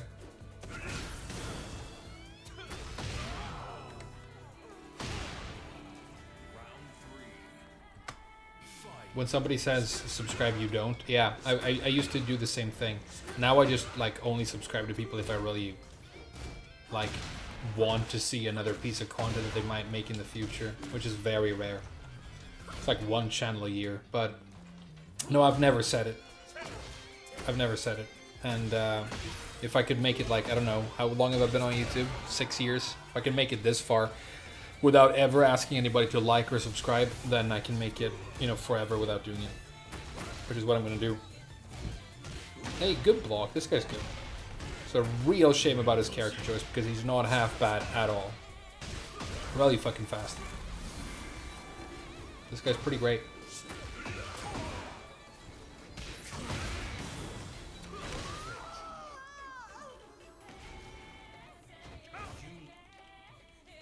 No key charge, no corpse kick. Yeah, I like him. Apart from his character choice, he's pretty fucking cool.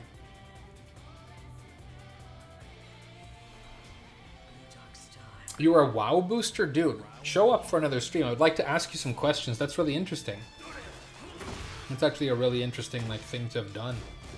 I mean, for me as a... But I guess you didn't do the Chinese hacking, gold selling stuff. You just played people's characters for them, right?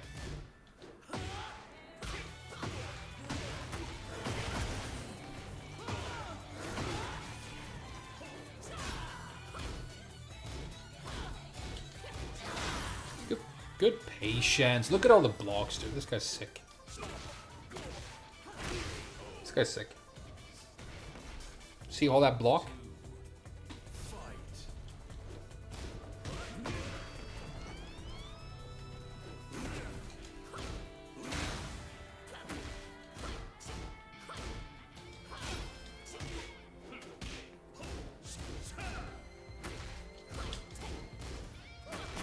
Oh wow, okay. Finished it. Break the floor.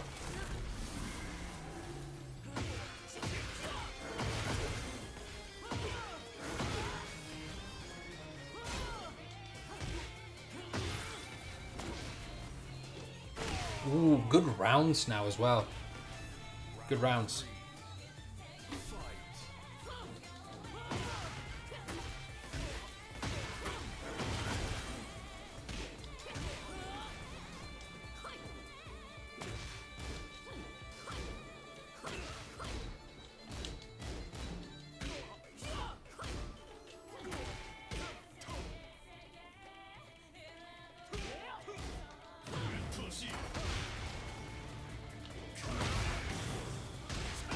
It's gonna break it, right?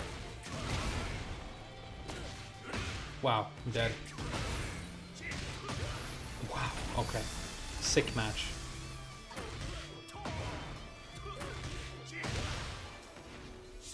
I mean, he's a pussy child for playing Kazuya, but sick match. This guy's good. This and the Lee guy. Big respect. Two actually good Tekken matches in Tekken 8. I mean, I've been streaming for 4 hours, so it's not like the game is hit or miss. It's mostly miss, but, you know.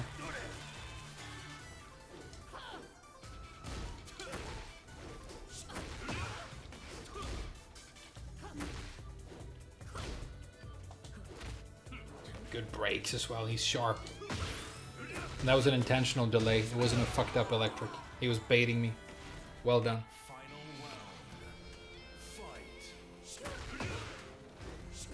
Okay, here we go. Now he just wants to win. I apologize for calling you good. When you start doing house sweeps, I just hate you and I hope you have a car accident.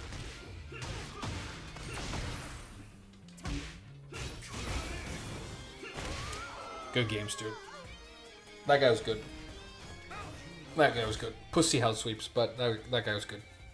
GG's. A good stream, everybody. People are calling Zafina OP now.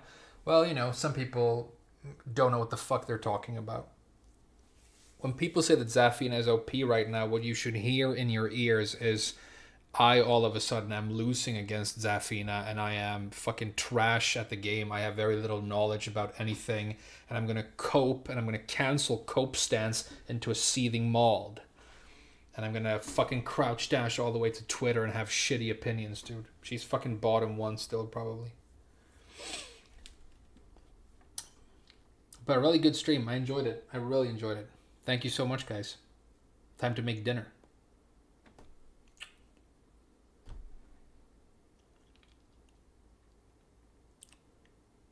Hey, thanks, Alvaro. Big hummus.